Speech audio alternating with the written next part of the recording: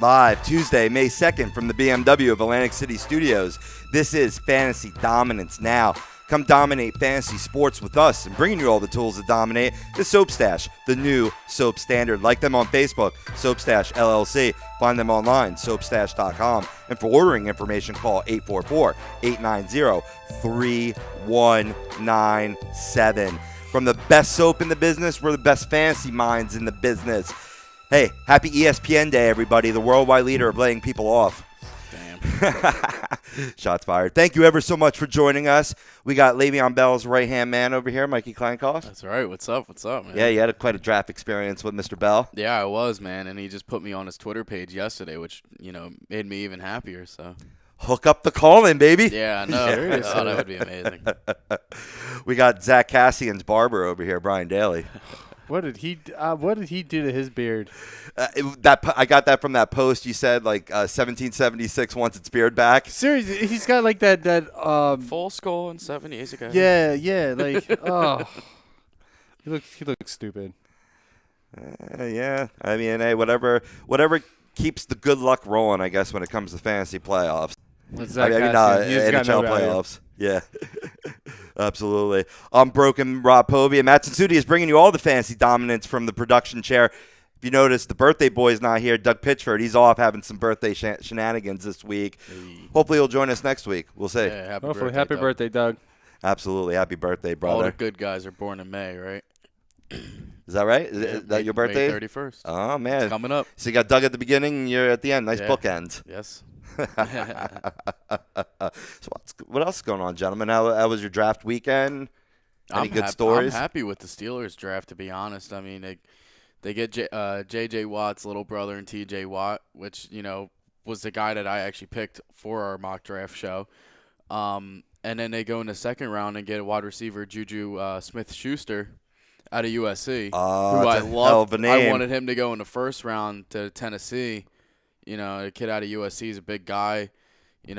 I did hear he did have an off-the-field issue, but it seems like it's all cleared up and everything. But, I'm happy with the pick there. I mean, and then James Conner, another guy, running back out of Pitt, he's going to stay home and stay in Pittsburgh. And the guy, battled Hodgkin's lymphoma. He's just overall great guy. You got to check out the 30 for 30 on him. Yeah. It's just he's a phenomenal guy. But he's very versatile. He's a guy that could catch the ball out of the field as well. So, to be Bell's backup, I think it's a great learning experience for him. And he's going to be learning from one of the best running backs in the league. So cool. All beneficial. Absolutely. Yeah, I love it. I think they did good this draft. Nice. Yeah. A lot of teams are happy. So a couple teams think they're happy, but it's fool's gold. We'll get into all that more towards the end of the show. But first, if you want in on the dominance, like us on Facebook, follow us on Twitter and Instagram, and subscribe to our YouTube channel. You search A2DRadio.com. If you got fantasy questions, tweet us with the hashtag AskFDN. If it's during the show, we'll get to your questions live right away on air so you can get some responses in. If it's after the fact, you're watching this on the replay, we'll get your answers to dominate in all things fantasy sports. You can hit me up on Twitter. I'm at Robbie Blitz, Robbie BLTZ. Mike, you are at Mike_Kleinkoff. And Brian, you are at Brian_A2D Radio. Hit us up individually. You can hit up the show at FDN A2D or the station itself at A2DRadio_com. You might get someone else's response there, maybe not one of ours. But as long as you hashtag AskFDN, we'll get you the answers that you need. Speaking of the show today, I alluded to it previously. The 2017 draft is in the books, so we're taking a look at the NFL teams that improved the most through the draft and which players will make an immediate impact come September. Who will be draft worthy in your fantasy football for your fantasy football team? We'll let you know.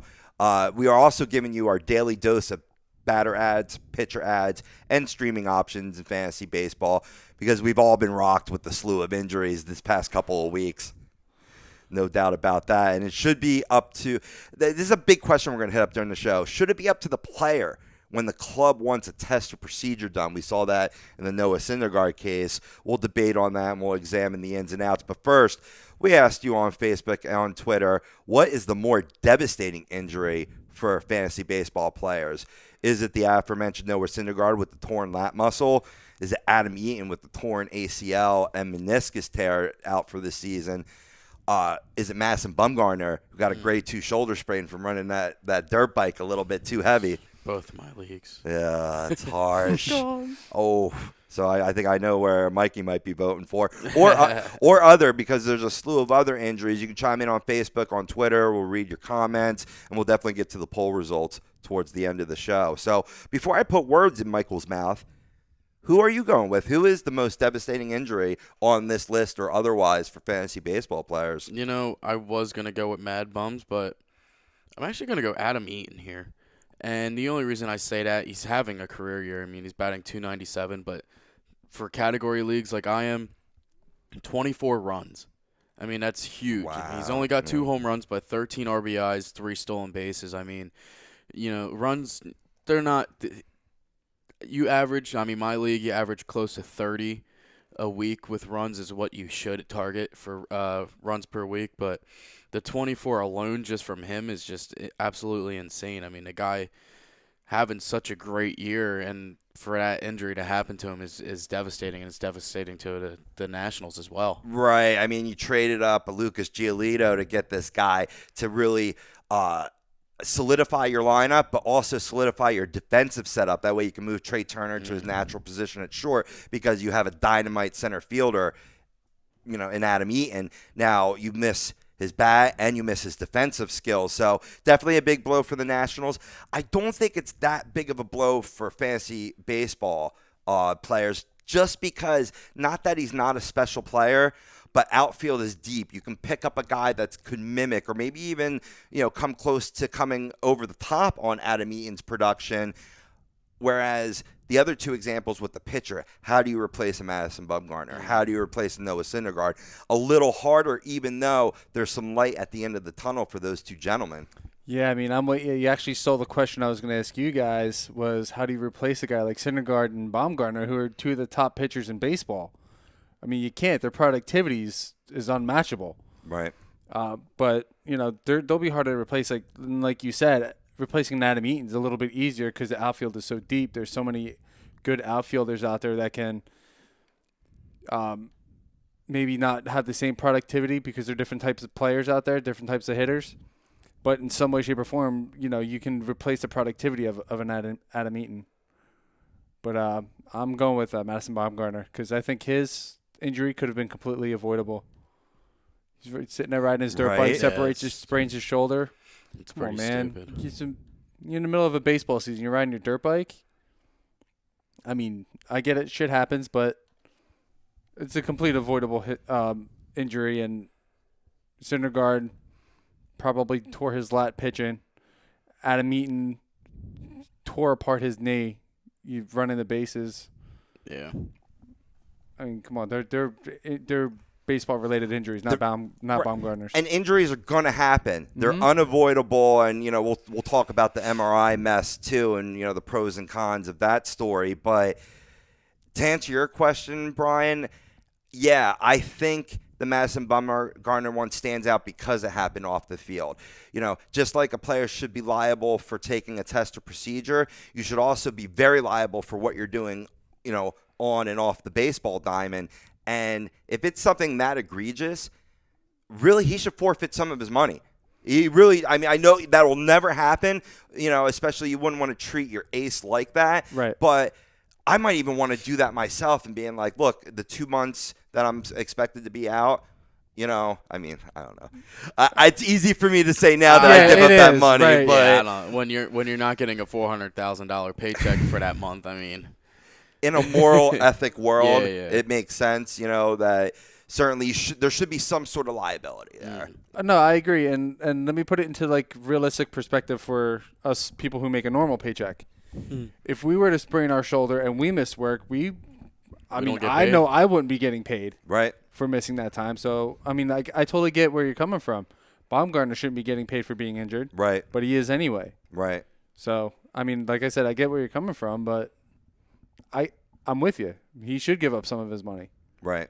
Because it wasn't a on-the-field injury. It wasn't like he was running the bases and he slid and he, you know, slipped his shoulder out of his socket, or he tore his knee apart running, you know, trying to beat out a ground ball to first base.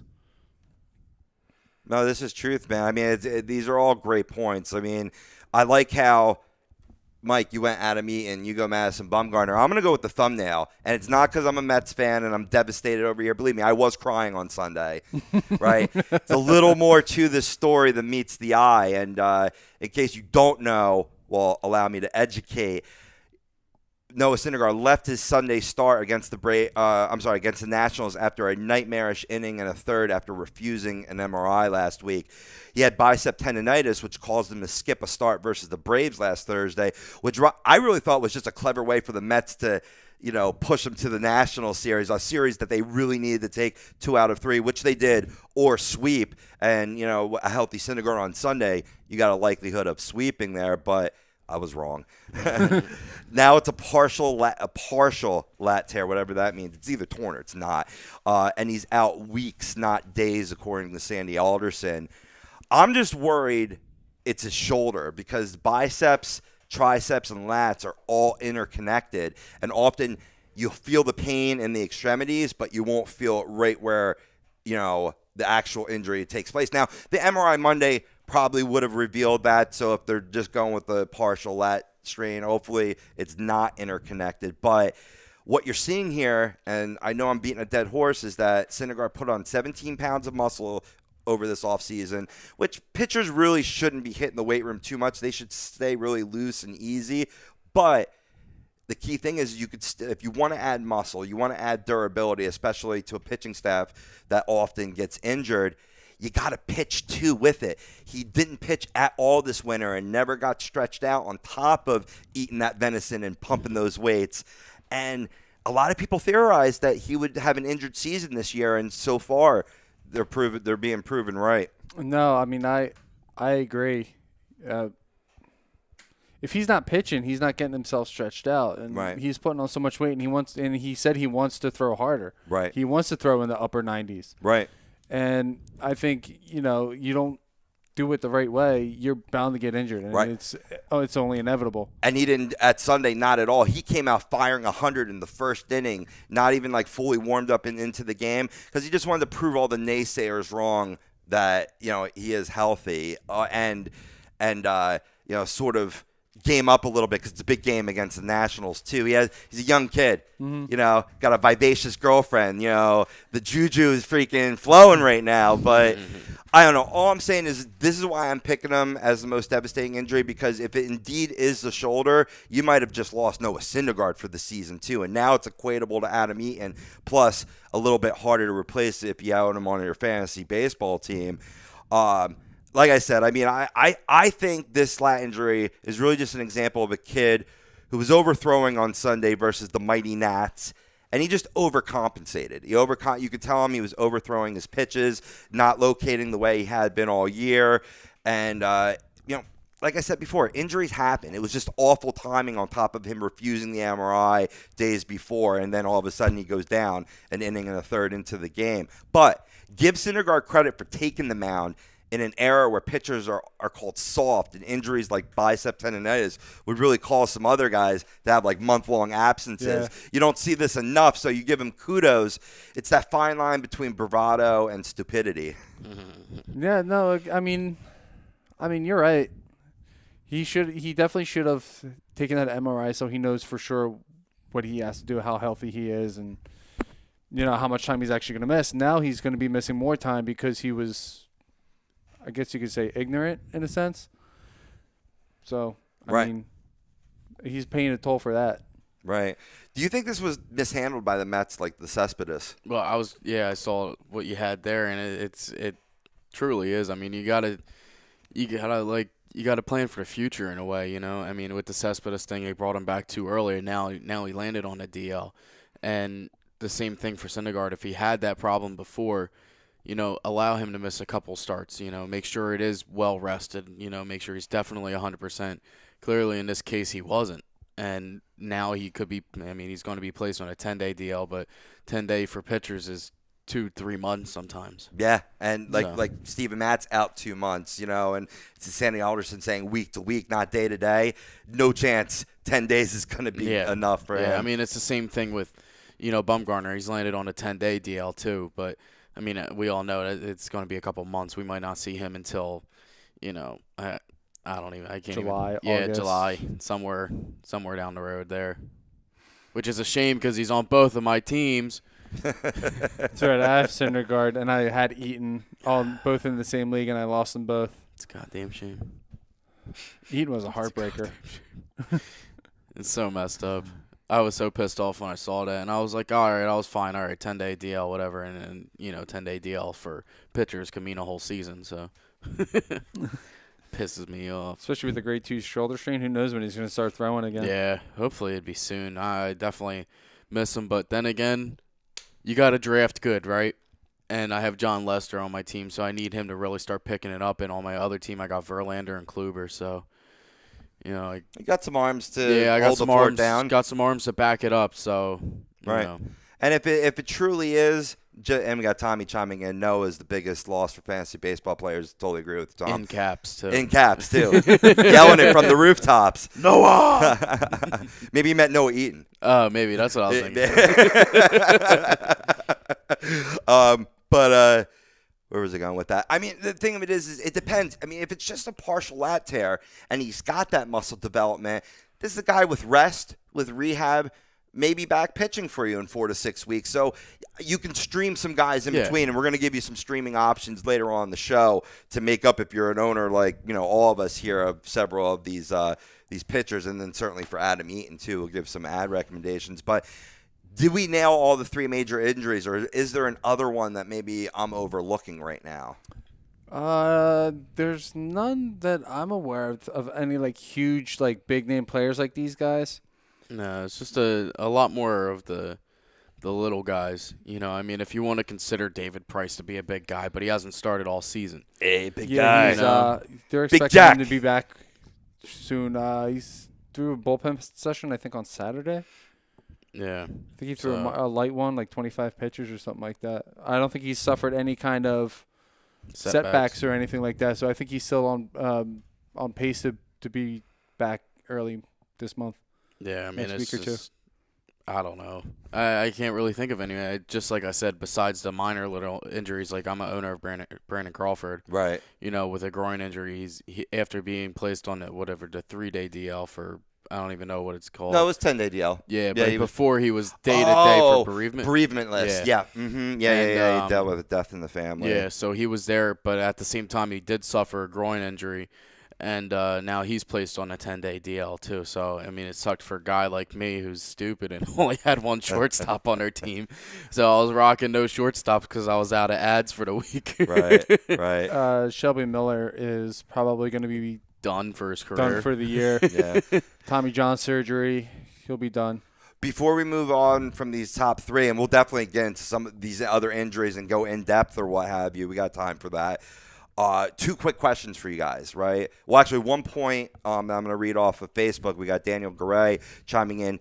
He's saying Eaton is the biggest loss for fantasy baseball players because he's an everyday player. Yeah, I can hear what you're saying. You know what I mean? You're losing him every day, not every 5th day. And that's why he's on the poll, Dan, definitely. Yeah. Definitely a huge loss. But because we were theorizing that you can get guys that, maybe you pick up like a Rajay Davis when he comes back. I'm not saying he's going to put up Adam Eaton numbers, slow down, but not, yeah. but I mean, he can mimic some of that production in the 5 categories that Eaton does. Yeah. There's other guys like Gerard Dyson, what I mean, guys that are out there. Corey Dickerson is another example of guys that can be picked up.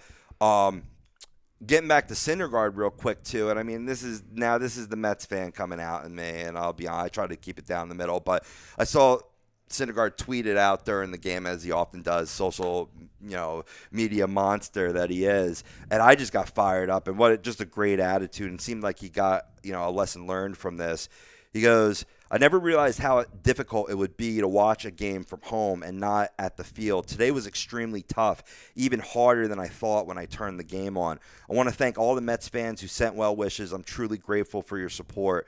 I hate not competing and being with my teammates, but I promise I will come away from this experience stronger and with a renewed passion and respect for the game, highlighting respect for the game.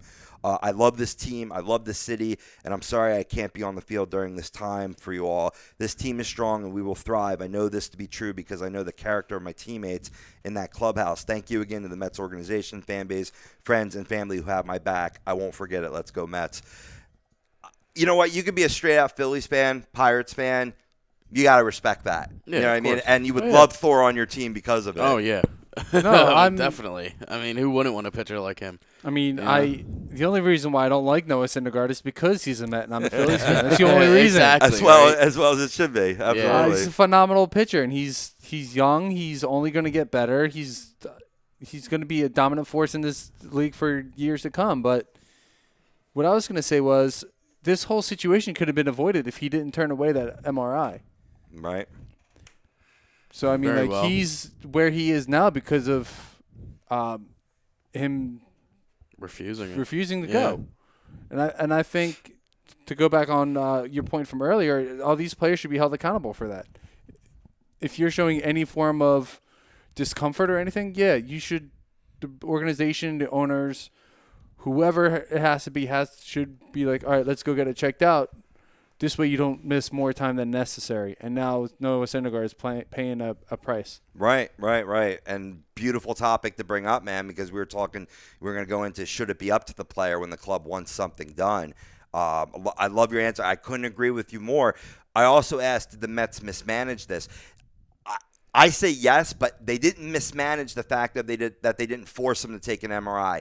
It is the player's body, after all, even though you're property of the Mets or whatever that means, I don't believe humans should be property, first of all, but you do have an obligation. And if you just outright disagree with something, you can be like, okay, fine. You don't want to get an MRI? I'm not pitching you this weekend. I'm not pitching you actually for the next 10 days. Until you check out well in a simulated game or something like that. That's totally within the manager's discretion. So, I mean, I know Sandy Alderson's been trying to heed all the flack. Like this decision came from me. This is a Terry Collins fuck up. And I've been hearing people clamoring for his job. Like those. Off the hook, deep end. I'm not going to give any names, but those Mets fans. I'm like, hey, come on, it's April. Settle down. Maybe there's some credo to this fire Terry Collins movement because that's where I think the mismanagement was. I don't disagree. I mean, the organization knew what was going on. Noah Syndergaard knew what was going on. I think there's huge mistakes with this situation on both ends. And now the team and Thor is paying the ultimate price. We don't know how long he's going to be out for. Some people are saying he's going to be out for months. Some people are saying he's going to be out for weeks. I heard one person say he might need surgery and he might be out for a year. Sources. Now it's sources. So I mean, nobody. I don't think anybody really knows, but it's a situation that could have been avoided, and it was definitely mismanaged on both ends, manager, organization, and player.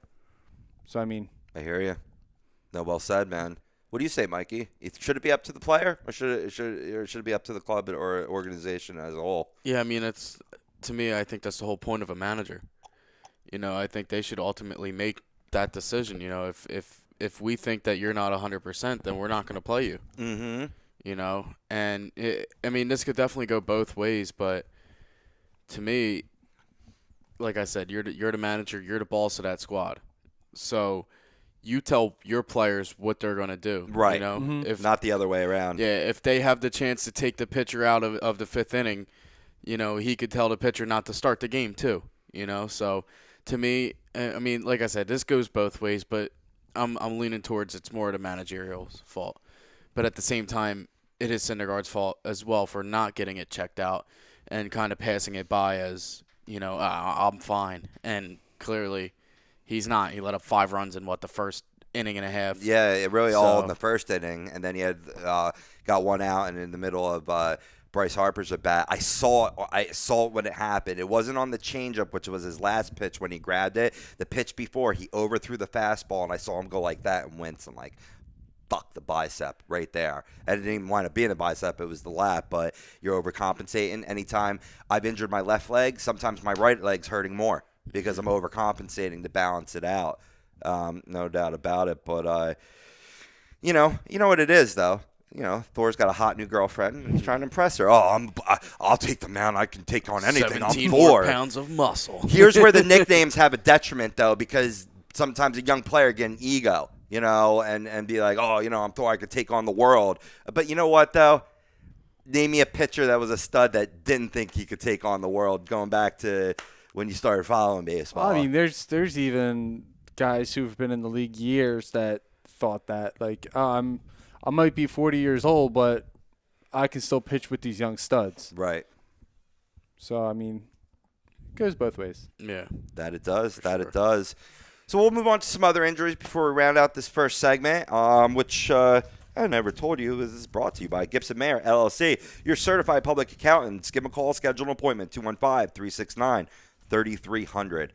First injury I'm going to go with doesn't go far from the Mets. Yoenis Cespedes. I mean, I could really read off half the Mets team on the injury report, but we don't have that time, so I'll just stick to Cess and Thor here.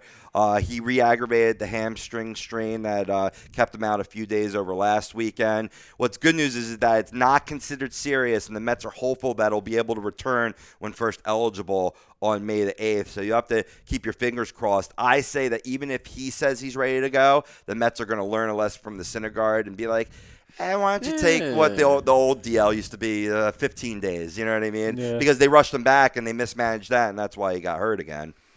Yeah, it seems to be the Mets thing. It's mismanaging their players with injuries, especially this year. And being tight-lipped about injuries. Like, even in this case, Alderson didn't want to give out the grade of the strain. I mean, I get that's his right, but unlike hockey where you could just say it's an upper body or lower body injury, you got to have an obligation to report it, especially as fantasy players. We need to know this shit. No, absolutely. But they don't care about us. No. They just care about, rings, winning World Series. They don't care about our fantasy championships, the bastards. Right. Now, Mike, you brought up Brandon Crawford. You want to give us the latest on Crawford? I mean, he was out on the DL. What was it, like last week he was put on the DL? You said after the bereavement list, right? Yeah, it was literally right after he came off the bereavement that he was placed on that 10-day DL with a groin injury, but he's already said that he seems like he's ready to play now, but he said he's going to play as soon as he's off that 10-day DL. So for your owners out there, including myself, be happy. He will be back. Right. He's eligible to return May the 6th. And it couldn't be soon enough for the Giants. He's slashing 263, 284, 434 with 2 home runs and 8 RBIs with 12 strikeouts in 76 at-bats. That's solid production from your shortstop. Yeah. Overall, it's the reason why I traded for this guy, and it sucks that he, took the injury a couple days after I received him. So it's like, it was a plan. It was planned out. There's some good news on the fantasy front. Hey, good news. We need some good news. Yeah. Miguel Cabrera is eligible to come back off the 10-day DL today. Whether or not he'll be in the lineup tonight is still obviously not my decision, but it should be back. It should be. Yeah, we need Miggy needs to be in the lineup. Yep. I don't have him, but I like watching Miguel play baseball. He's an unbelievable talent. He's beyond the superstar. Right. One of the feel-good stories of this young baseball season, Mitch Haniger out in Seattle, he had an awful injury. He had a grade 2 strain to his right oblique, which that's tough for a batter to come back from. Right now they're estimating to miss at least 3 to 4 weeks with this oblique strain, according to Ryan Divish of the Seattle Times. It's a shame. I mean, again, a guy that can be replaceable. You were kind of playing with house money with Mitch Haniger. Just to look back quickly on previous year stats. Yeah, I mean, he played last year for Arizona, being his first year, batted .229 with 5 homers. He's already got 4 this year in the month of April, batting .342. Yeah. So, maybe not a huge loss. You can replace him in the outfield, but it's kind of hard to replace a .343 average. Yeah, for sure. Another guy, pitcher, he's been on the DL, is Rich Hill. They said obviously the finger once again. He said he's going to make a rehab start Thursday, so hopefully he'll get back on the mound for the Rich Hill owners. Yeah. It seems to be a very common occurrence for Mr. Hill out in L.A. now. Yeah. Absolutely. Absolutely. Aaron Sanchez is in the same situation, finger injury. Aaron Sanchez of the Toronto Blue Jays. He's on a 10-day DL. He's out, considered out indefinitely, but he could make a minor league rehab start this weekend. Yeah, that's what the Blue Jays are really hopeful for as they start to climb out of the hole that they created for themselves in the beginning of this season. I mean, it's a split fingernail situation, which it's tough because it's not a physical ailment, but that is so crucial to a pitcher, especially when you throw that circle change. It hurts like a bastard, let alone if you're throwing like a splitter or a fork or he does not a knuckleball. We're not talking R.A. Dickey over here, but that would be especially painful. So maybe you should get an acrylic like Syndergaard did. That was another reason why he had to skip a start this year. R.A. Dickey is actually on well, he's considered sidelined, but he's on this injury report with I guess it's a quad strain. Yeah, they said he was day to day. So yeah, he's still in line for his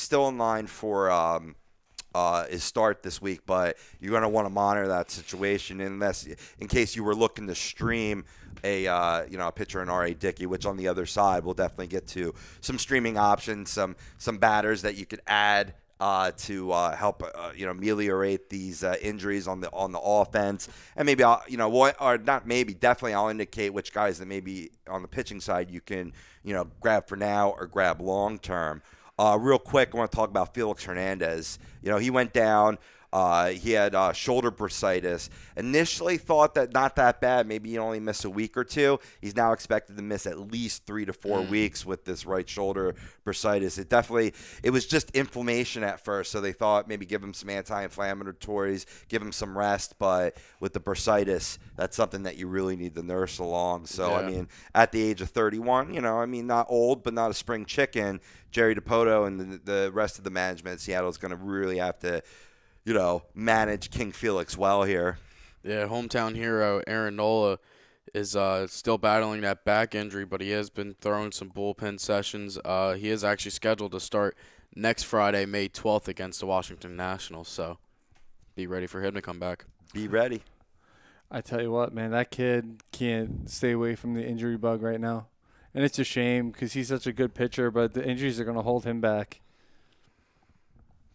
So far it has. Sometimes you need to build up durability. You've never pitched this many innings in your professional career. Sometimes that kills careers. Sometimes that causes them to find another gear. Learn really how to pitch and not just throw. And really kind of what you're seeing with this isn't the greatest example, but the first one off my top of my head, CC Sabathia. He knows he can't throw it past people anymore. He knows he's not as durable pitching complete games like he used to.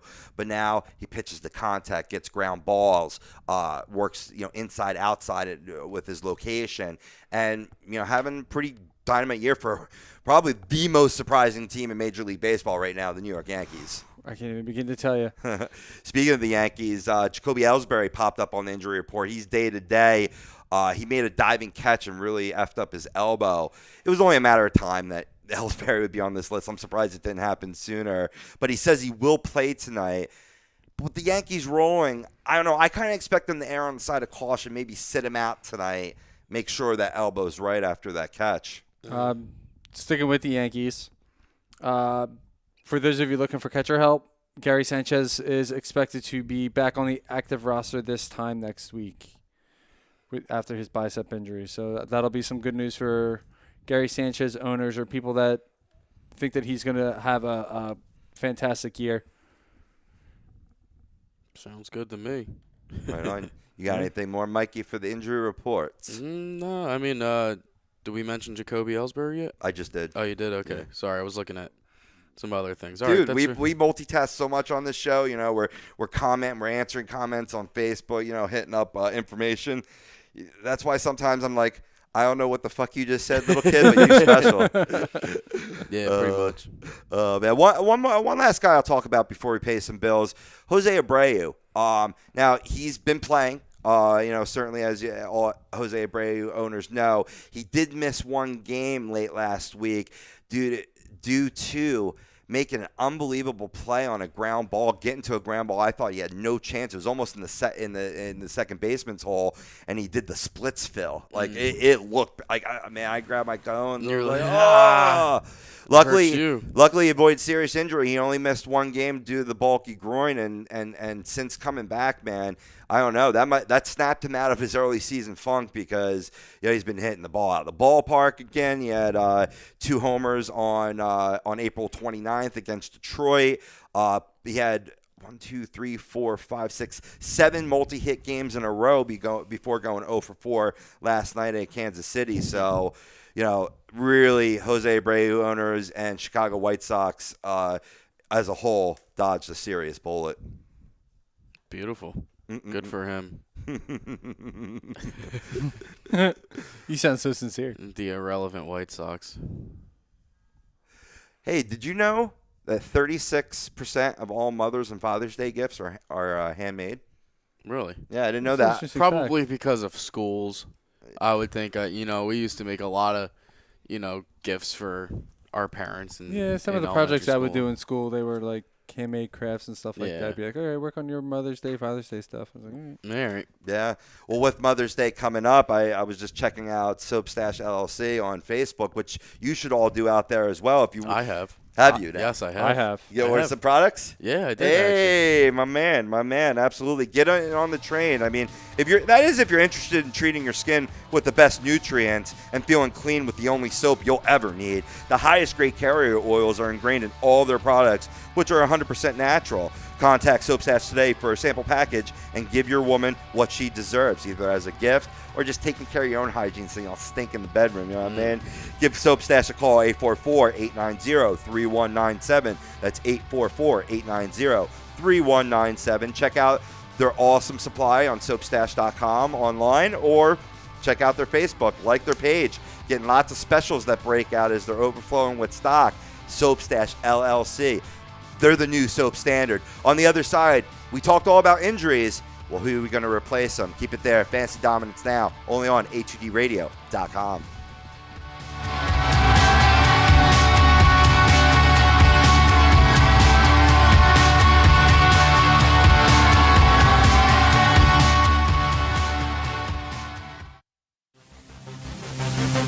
Welcome in to the worldwide leader of what? Real talk, HUDradio.com.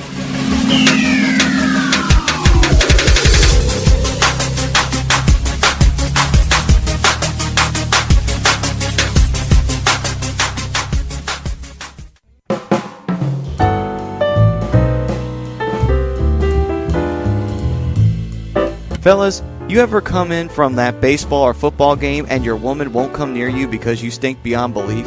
Then you need Soap Stash. You should never settle for a generic hygiene product that only covers up the stench. Treat your skin with the best nutrients. Feel clean with the only soap you'll need. The highest grade carrier oils are ingrained in all of their products, which are 100% natural and terrific for your skin. No sulfates, parabens, or phthalates, and synthetic fragrance free. Contact Soap Stash for your sample package and give your woman what she deserves. You can contact Soap Stash at 844-890-3197 or visit them on the web at soapstash.com or Facebook at Soap Stash LLC. Once again, their number is 844-890-3197. Soap Stash, the new soap standard.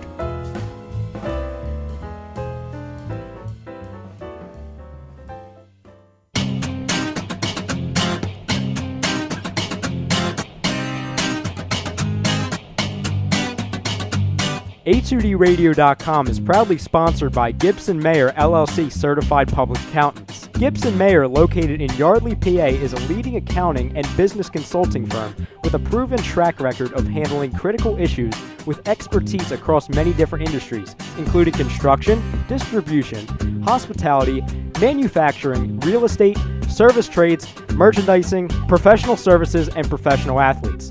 Give them a call at 215-369-3300. That's 215-369-3300. Your initial consultation is always free, and if you tell them that Tom and Mike from AM and the PM sent you, you'll receive 15% off all income tax services completed by February 15th. That's Gibson Mayer LLC Certified Public Accountants, 215-369-3300, or visit them on the web at www.gibsonmayer.com. That's gibsonmayer.com.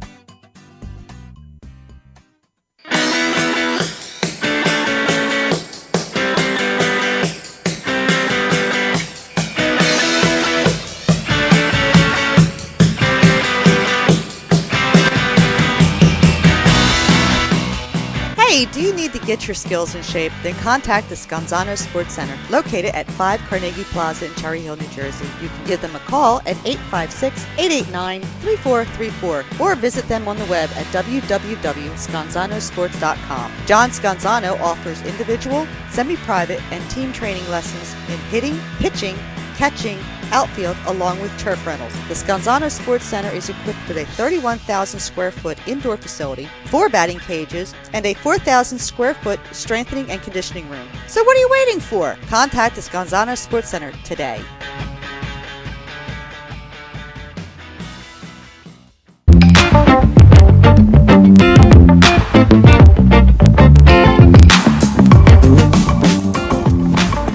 A2DRadio.com is sponsored by the Sports Outlet for all your sporting needs. Located 703 Black Horse Pike in Glendora, New Jersey. Give them a call at 856-939-2030 or email them at sportsoutletnj@comcast.net or visit them on the web at www.sportsoutletinc.com for all your sporting needs. The Sports Outlet. You're listening to Fantasy Dominance Now, only on A2DRadio.com.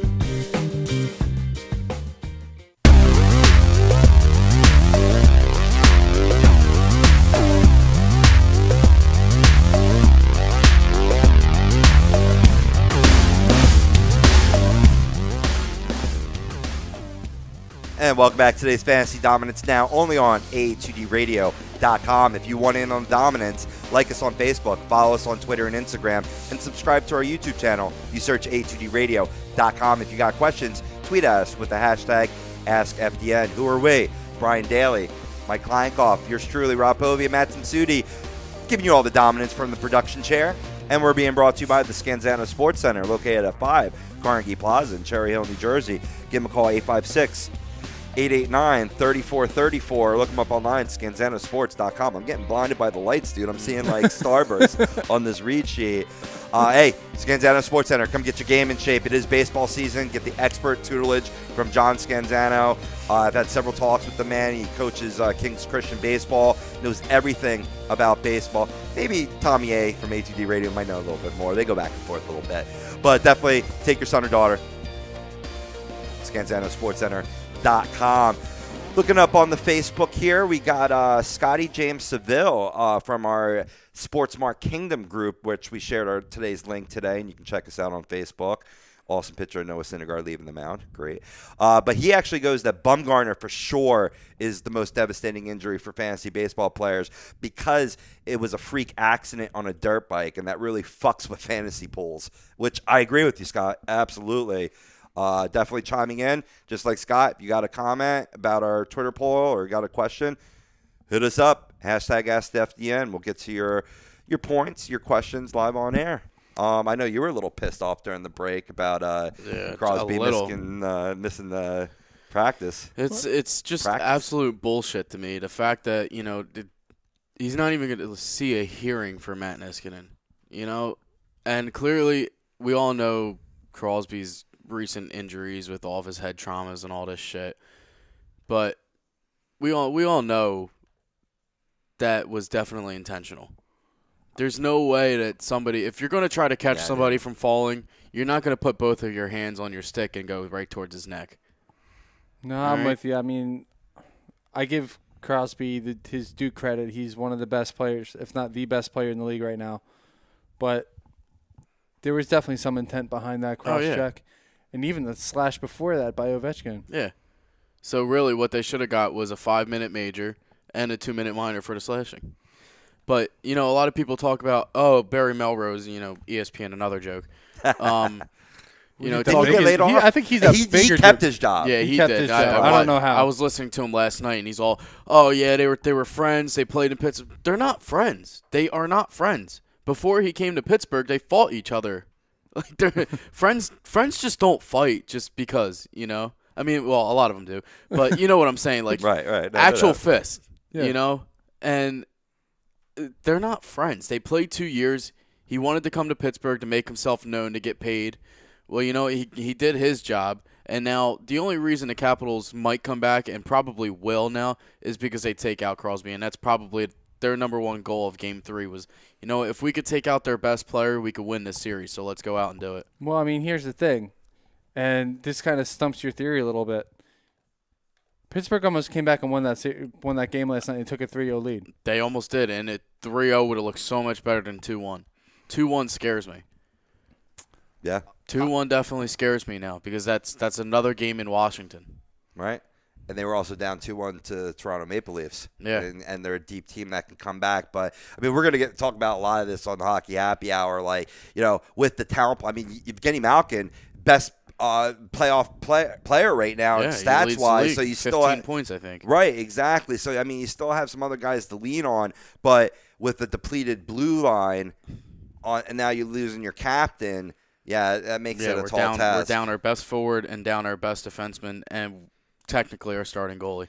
Well, maybe it's precautionary if he does miss this game as he's missed practice. You know, it's kind of ironic. The theme of the day is injuries. Yeah. Talking a little hockey injury real quick before we get into ads. But, you know, I mean, you want to be precautionary here because, I mean, this isn't a make-or-break game for the Pens. And because Niskanen isn't even getting a hearing, which I agree with you is total bullshit, maybe that really – it's evident based on the lack of ill effects in Sidney Crosby, that they're just really being careful with him. Maybe he plays tonight, and they're just like, look, you're not hitting the ice until pregame warm-ups. I would hope. Rest yourself. I really hope. I think that might be what it is, too. It's all just precautionary. And to be honest with you, the fact that this cross-check was on Crosby and there's no hearing about it kind of, like, blows my mind because Crosby's the face of the NHL. You don't any face of a organization – somebody, if like LeBron, if somebody went after his knees, they would definitely be looked at. Same thing with Tom Brady. You know, every time he gets hit, somebody gets a hearing. Yeah. You know, Tom Brady's not allowed to hit the ground. So it's surprising. I mean, any player in that circumstance, as much as I hate Claude Giroux, if it was Claude Giroux too, I'd be pissed off. Right. You know, even if it was my own team, I would say, you know, he fucked up. Yeah. He fucked up. Yeah. And for him not to get a hearing that's the part that's pissing me off the most. You know, if he went to a hearing and didn't get suspended, that's how the league views it. But the league is viewing it as, okay, this is an okay hit. Right. This is okay. Teach your kids that. Show your kids this video. This is okay. You know, I'm gonna just walk around and just. So that's okay. Yeah, it's a legal check. Cross-checking somebody in the mouth. Yeah. Right. It's fine. It's okay. Teach your kids that in hockey school. You got Mr. Vespi chiming in on the Facebooks. He says Syndergaard and Madison are, you know, equal in terms of their losses, and I get it because it's, you know, guys that you really can't, replace. You can't replace any of those guys. You've been trying to replace David Price throughout the season, haven't done so. When Kershaw went out last year, you weren't replacing him. So there's a few marquee names like that. Couldn't agree with you more, Franklin. All right, so let's get on. His name's not really Franklin, but I like calling people Franklins. I don't know why. Francis. So we'll get into some batter offense ad recommendations to help fill some of these sort of lack of player, due to these injuries. Not sort of, definitely. One guy I'm going to start off with is Matt Wieters. I mean, don't get me wrong. He's 6% owned, so a lot of you have already reaping the rewards of what I'm about to say, but he's been red hot this past week. 3 homers, 6 RBIs, and a 4-to-2 walk to K ratio, which is outstanding. I mean, making contact, really, enjoying hitting in that Nationals lineup. So if he in the other 24% of leagues, Matt Wieters is available, and you need some catcher help, snatch him up ASAP. So I'll go next because I'm gonna push hard on this guy. And I've been pushing him since, 2 weeks ago? For those of you who own Yoenis Cespedes, go out and get Michael Conforto. Michael Conforto is playing left field. He's 48.6% owned, and the dude is on a tear. He has, in his last few games, he's had 3 hitless games, but every other game that he has hit in, he's either had multiple hits and multiple RBIs. Yeah. Hitting them from the leadoff position, too, a la George Springer. It's really changing the dynamic of the leadoff position. Yes. You even saw Kyle Schwarber leading off for the Cubs. Yeah. You know, guys that aren't really those classic speedsters, but they get on base. They have regular multi-hit games. They can set the tone for a game with popping out a leadoff home run. That's what's been Conforto has done the most. Sure, has he had his 0 for 3s with 2 Ks sprinkled in there? He has. But overall, great consistency for a guy that up until Cespedes' injury, wasn't seeing consistent playing time. Yeah, I mean, in his last 4 games, he's got 3, 5, 6, 7 hits, 3 home runs, 8 RBIs, 1 stolen base, and that's just in the last 4 games alone. Right. So, I mean, he's been very consistent. I think he's one of the best young talent in baseball, and I recommend going out to get him right now. Don't run. Sprint. Sprint. I like that better. I was going to say get on a bike and go, but I like sprint. Sprint works. You like that? Don't walk, don't run. Get on your bike and just go get him. Got him in my dynasty league. I have another guy. If you're injured in the outfield position, I am a Jacoby Ellsbury owner, so maybe I'll think about this, but I don't think he's available in that particular league. But Ender Inciarte, is that how you say his last name? Absolutely, dude. Inciarte. 63% owned. I mean, his batting average is kind of shaky. Our league, he's the highest outfielder available right now. Yeah, like 40.5 point wise. points. Yeah. 19 runs, 5 home runs, 12 RBIs, and 7 stolen bases. So another guy, don't run, sprint. Because if you need outfield help, there's a guy to go out and grab. Production in all 5 categories for categories leagues. Puts up good points, as you indicated there. And has lots of firsts in their new stadium, too. First guy to hit a homer, score a run, get a base hit. A lot of firsts. Now, if you weren't the first one to the waiver wire to grab him and he's already owned in your league, don't look too far away from the Braves. Look at outfielder Nick Markakis, who's 30% owned. The veteran left fielder has only 1 homer on the season, but otherwise has put up together a strong April, slashing a 310 batting average, 385 on base, a 440 slugging with 10 RBIs, 14 runs scored in 22 games. As long as he remains in the heart of a rapidly improving Braves offense, Markakis should continue supplying plenty of counting stats. So I'd go for Encarte first. If they're both available, go, like our league, go Encarte. Yeah. If he's not, then Nick Markakis is your man in the outfield. For sure. I got another guy here, and he definitely helped me out last night, and that's Travis Shaw. First base, third base eligible. He's 66.6. That number might scare you. But, Mark of the beast. Yeah. But he is still available mostly in, 35% of leagues. He is batting .263 this year. He's got 12 runs, 6 home runs, and 21 RBIs along with 2 stolen bases. So definitely categories leagues. I mean, he got me 3, I believe, just all in last night. So, every little thing helps. And he's definitely a guy that you could plug and play. Definitely look at matchups for him. Yeah, I picked him up in a deeper league a few weeks ago. He's definitely a good source for all that. Yeah, I picked him up, and it was a pretty nice pickup for me. So, I'll take it. Looks like somebody already picked up my next guy I was going to recommend. TSSA. That's Mike, Twisted Steel and Sex Appeal. Yeah. Good name. Well, he totally took my next recommendation. He's on a 4-game hitting streak. Scott Schiebler of the Cincinnati Reds. He's owned in 38.9% of leagues.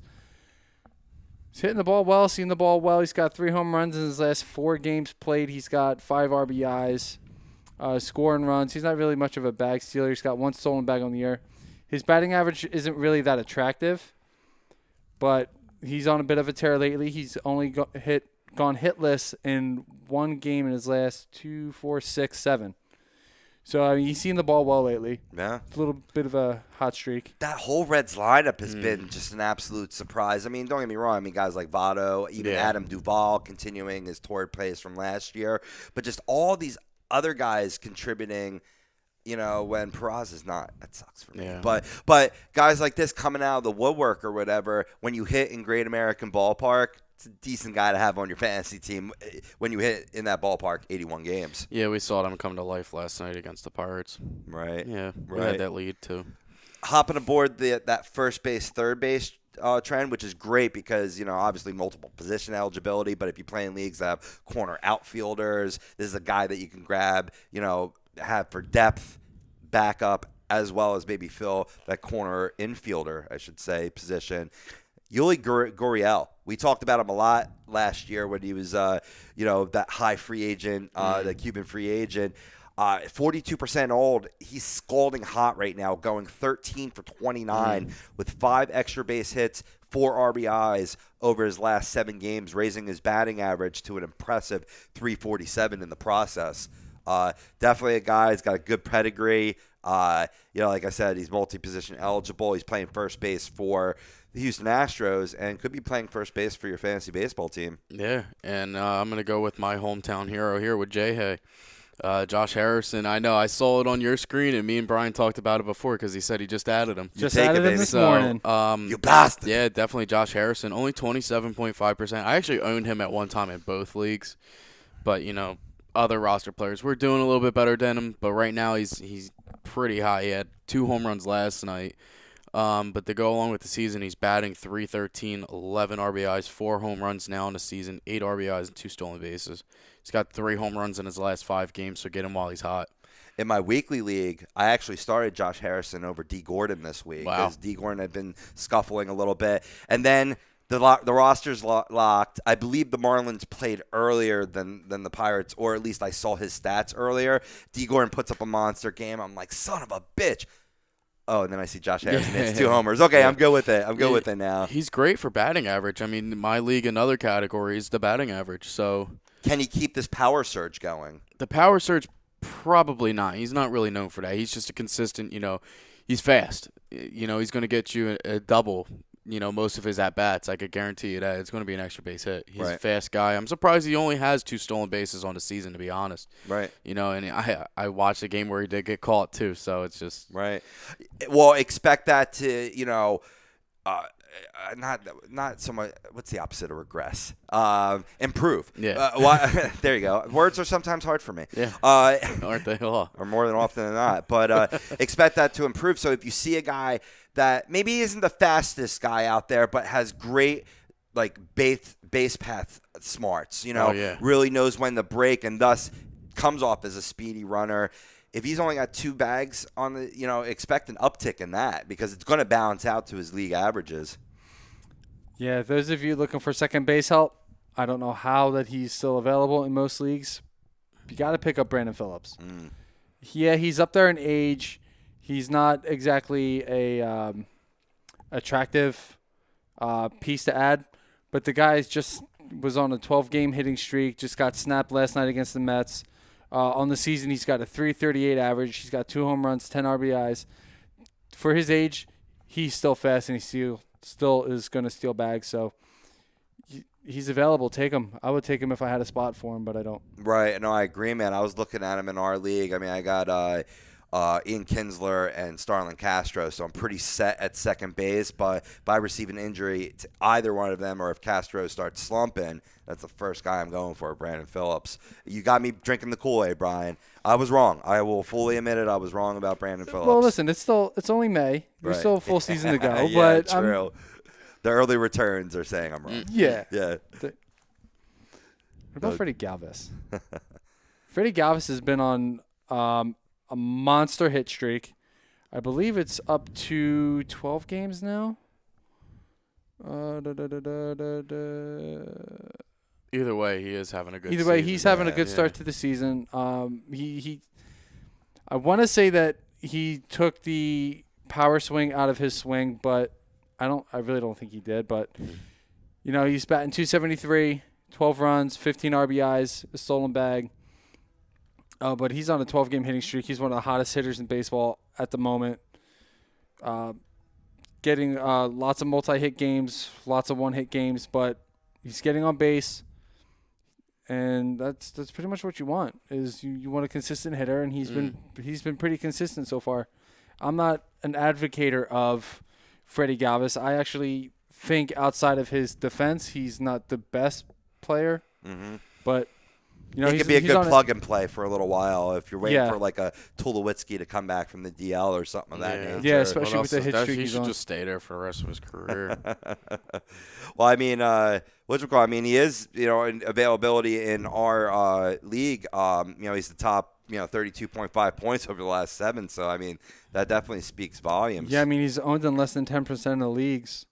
So he's available in most. Take advantage of him while he's on his hit streak before he goes cold. Now, he will go cold. I think a guy that you could grab that's more long-term than Freddie Galvis is Didi Gregorius for the New York Yankees, who just recently came back from the disabled list where he started the season stemming from an injury received in WBC. Just trying to see real quick what he's done since he's come back. Should have had this prepared, sorry. 7 for 19, 2 doubles, 4 RBIs, only 3 Ks and 19 at-bats. Pretty decent. He's now owned in 40% of leagues, up 18.8 over the last week.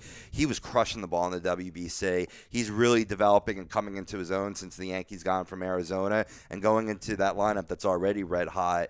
Whew, man, I mean, jump on the Didi Gregorius train. I know I am.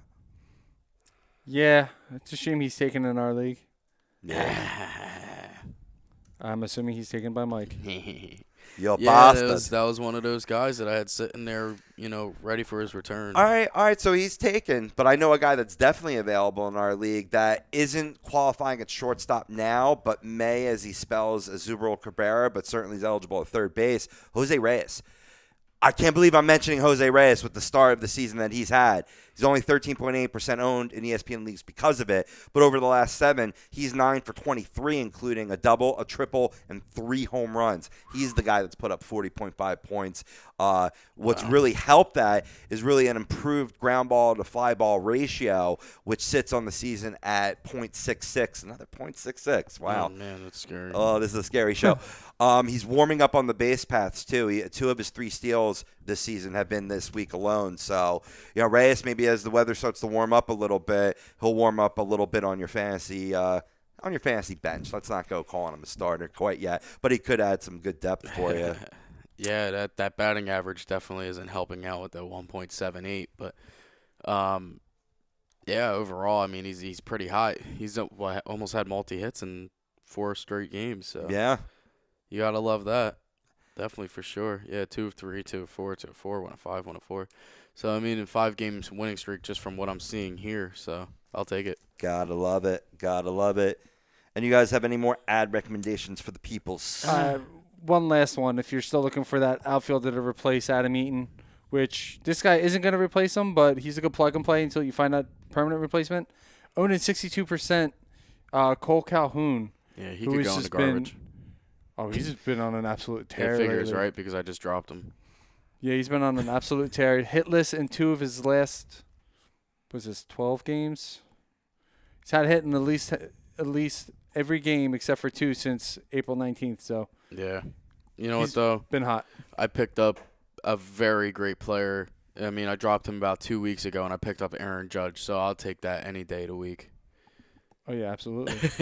Yeah, man. I picked him up as a plug and play because I already had him in one other league. Yeah. And I wound up I can't let him go. No. I just can't let him go at this point. No. It's like Jack from Titanic. I won't let go. Yeah, that's definitely a guy. If you want to get rid of Judge, go for straight ace pitcher. I think is what he's worth at this point. I can't believe that bitch let him go. I love it. I love it. All of our ad recommendations being brought to you by the station sponsor, and that's the BMW of Atlantic City dealership. They challenge its sales team, and they must sell 100 vehicles, which means one thing. You save. Right now, lease a certified pre-owned elite 2017 BMW 320i with xDrive, just $299 a month for 36 months. The ultimate driving experience. It's much closer than you think. BMW of Atlantic City, easy to get to. Minutes off of exit 37 on the Garden State Parkway. Check them out online at bmwatlanticcity.com. DraftKings.com. On the other side, we didn't ignore pitchers. We're going to get to some pitcher ad recommendations, 2-star pitchers, streaming pitchers, get you set for your week of fantasy baseball. Then later on in the show, a little event in the NFL called the Draft in Philadelphia. I think most of us were there. We're going to talk about it. We're going to talk about what teams benefited the most. More importantly, what guys drafted should belong on your fantasy football team. You listen to Fantasy Dominance now only on A2DRadio.com.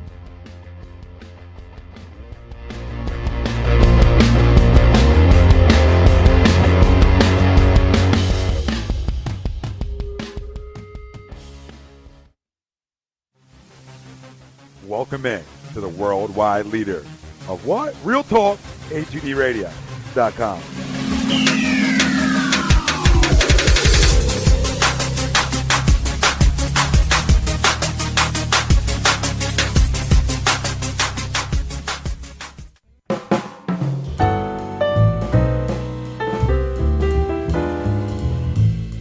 Fellas, you ever come in from that baseball or football game and your woman won't come near you because you stink beyond belief? Then you need Soap Stash. You should never settle for a generic hygiene product that only covers up the stench. Treat your skin with the best nutrients. Feel clean with the only soap you'll need. The highest grade carrier oils are ingrained in all of their products, which are 100% natural and terrific for your skin.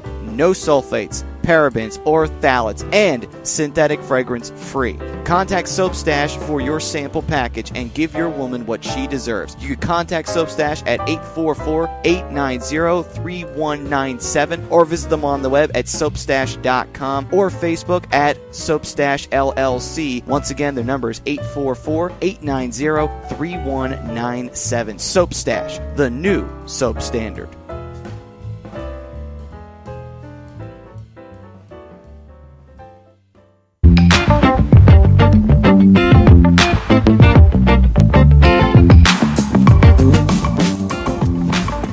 A2DRadio.com is sponsored by the Sports Outlet for all your sporting needs. Located 703 Black Horse Pike in Glendora, New Jersey. Give them a call at 856-939-2030 or email them at sportsoutletnj@comcast.net or visit them on the web at www.sportsoutletinc.com for all your sporting needs. The Sports Outlet.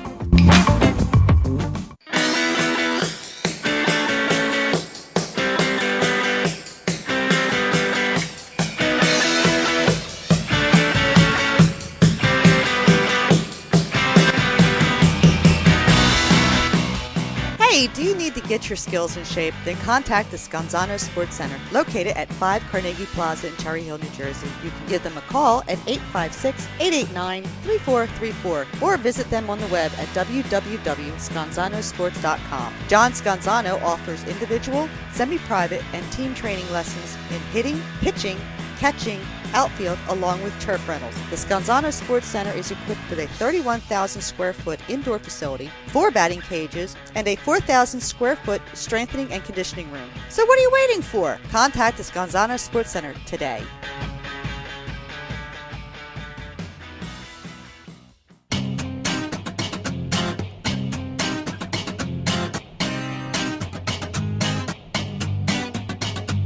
A2DRadio.com is proudly sponsored by Gibson Mayer LLC Certified Public Accountants. Gibson Mayer, located in Yardley, PA, is a leading accounting and business consulting firm with a proven track record of handling critical issues with expertise across many different industries, including construction, distribution, hospitality, manufacturing, real estate, service trades, merchandising, professional services, and professional athletes. Give them a call at 215-369-3300. That's 215-369-3300. Your initial consultation is always free, and if you tell them that Tom and Mike from AM and the PM sent you, you'll receive 15% off all income tax services completed by February 15th. That's Gibson Mayer LLC Certified Public Accountants, 215-369-3300, or visit them on the web at www.gibsonmayer.com. That's gibsonmayer.com.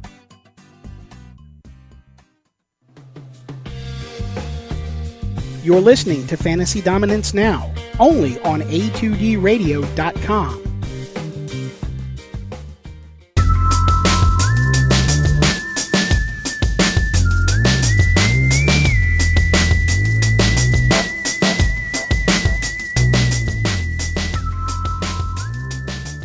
And welcome back to today's Fantasy Dominance, now only on A2DRadio.com, coming to you live from the BMW of Atlantic City Studios in beautiful Mount Ephraim, New Jersey. If you like what you're hearing and you want to be a part of the Dominance, you gotta like us on Facebook, follow us on Twitter and Instagram, and subscribe to our YouTube channel. You search A2DRadio.com. If you got any fantasy questions, fantasy baseball, football, basketball, hockey, we're your guys. Hit us up with the hashtag AskFDN. Brian Daly, Mike Kleinkoff, yours truly, Rob Povey, and Matt Sudi is on the ones and twos, bringing you all the dominance from the production chair. It's been a great show so far. I mean, certainly we talked about most devastating injuries that have happened in the past week alone, let alone the whole season in Major League Baseball. We talked about, as a fantasy baseball player, who can you add? Both batting side, batting side, we're going to get to the pitching side here in just a moment. But a key thing here is about the nature of injuries, the nature of it being up to the player, up to the organization. It really came out to the forefront in the whole Noah Syndergaard MRI saga that's going to be going on, especially since he gets hurt 2 days later. So chime in on Facebook, give your comments, what you think. We want to hear what you think. I don't want to just talk about my idiotic notions all day. I want to read with the fans because this is what we're here for. We're for the people, just like Mr. Wilson says on Agree to Disagree. But all that being said, we are being proudly brought to you by Liberty Event Rentals. For all your party needs, give them a call at 267-314-7368. That's 267-314-7368. Or look them up online, libertyeventrentals.com. So, pitching-wise, we got some guys to replace here. I mean, you're not going to replace a Syndergaard and Madison Bumgarner. I think I've beaten that, beating a dead horse there. But who can we grab either this week or moving forward? I don't know how he wound up on the list, but he's on the list. Derek Holland of the Chicago White Sox. Wow, the Hollander. The Hollander was dropped. He's on waivers in our league, but he's off to a fairly strong season. 2-2 on the season. 23 Ks, 2.17 ERA. Has only gone one start without going 6 innings, so he's going to get you at least 6 innings in a game. Doesn't throw from it. Well, actually, I was going to lie to you there. He does throw for a lot of walks. He's got 7, 8, 9, 10, 11 walks on the season so far. Yeah, control issues has always been his problem, but he can be a productive fantasy pitcher despite the high whip. Oh, absolutely. I would love to pick him up. Because he doesn't give a lot of hits. Sometimes he'll give up the walks. He won't give in to the batters. Right, and he doesn't, and that'll sometimes turn into he doesn't give up many runs either. And I don't want you to think I was laughing at all at your point. No. Really quickly, I remembered he had a distinctive Twitter handle. By far one of the best Twitter handles ever. You can follow Derek Holland at Dutch_oven45. Phenomenal. That's great. Yeah. I didn't think you were laughing at me. I figured you saw something funny. No, we were laughing at you. No. You always laugh at me. Definitely. So that's your top pickup right now in terms of pitching? As of right now, yes. Yeah, absolutely. It's a good one. Absolutely good one. Mikey, you got one? You want me to go? Yeah, I mean, listen, this is, to me, it's kind of surprising still that he's a free agent in most leagues, and that's Willie Peralta, of Milwaukee. He's not your strikeout guy, but he's 4-1 on the season. I mean, his ERA is kind of high. I think it's almost a 5. Yeah, 5.19. The whip's high, 1.5. But, our league, that's a big 10 points for us. Yeah. So he's a guy that I have picked up, and I think in both leagues, and he's done exceptionally well for me. So it's one of those guys that I would run to. And who's he starting against this week? Do you know? St. Louis. Yeah, he's going up. He's pitching tonight actually against Carlos Martinez, so it's probably not the best start. Yeah, particularly tonight. But you're talking long term. I'm talking long term. Yeah, right. That's another guy, and I like him. And another guy I've been high on, and I've recommended him earlier too, is Edison Volquez. Right. He's more of your strikeout pitcher. He is 0-3, but right.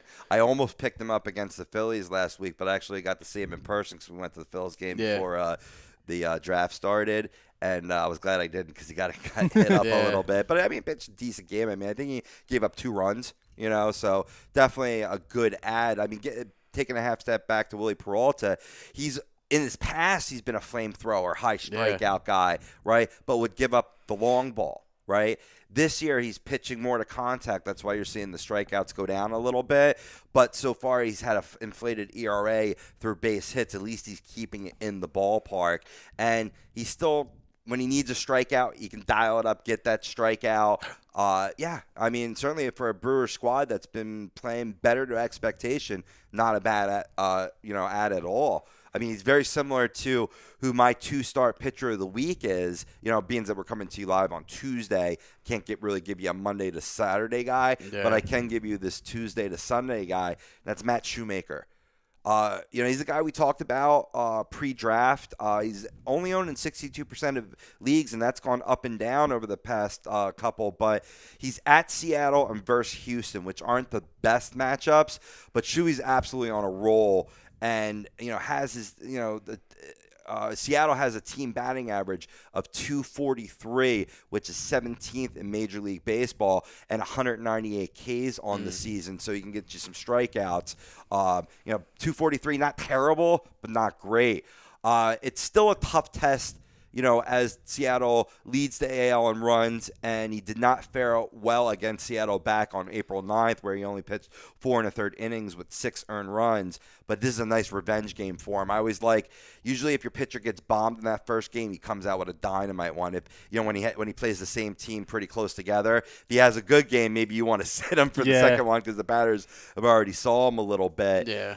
He's coming off his best outing of the year, which was a 7-inning, 2-run performance last Thursday, which ironically came against these same Astros that he faces on Sunday.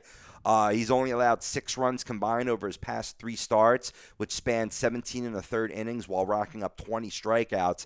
It's his recent performance and his strikeout ability which really makes him a viable 2-start option, I think, in all formats. So he's a guy that I think you can add for this 2-start week and stream it, but maybe you keep him on the roster if you're a Syndergaard owner or a Madison Bumgarner owner. Agreed.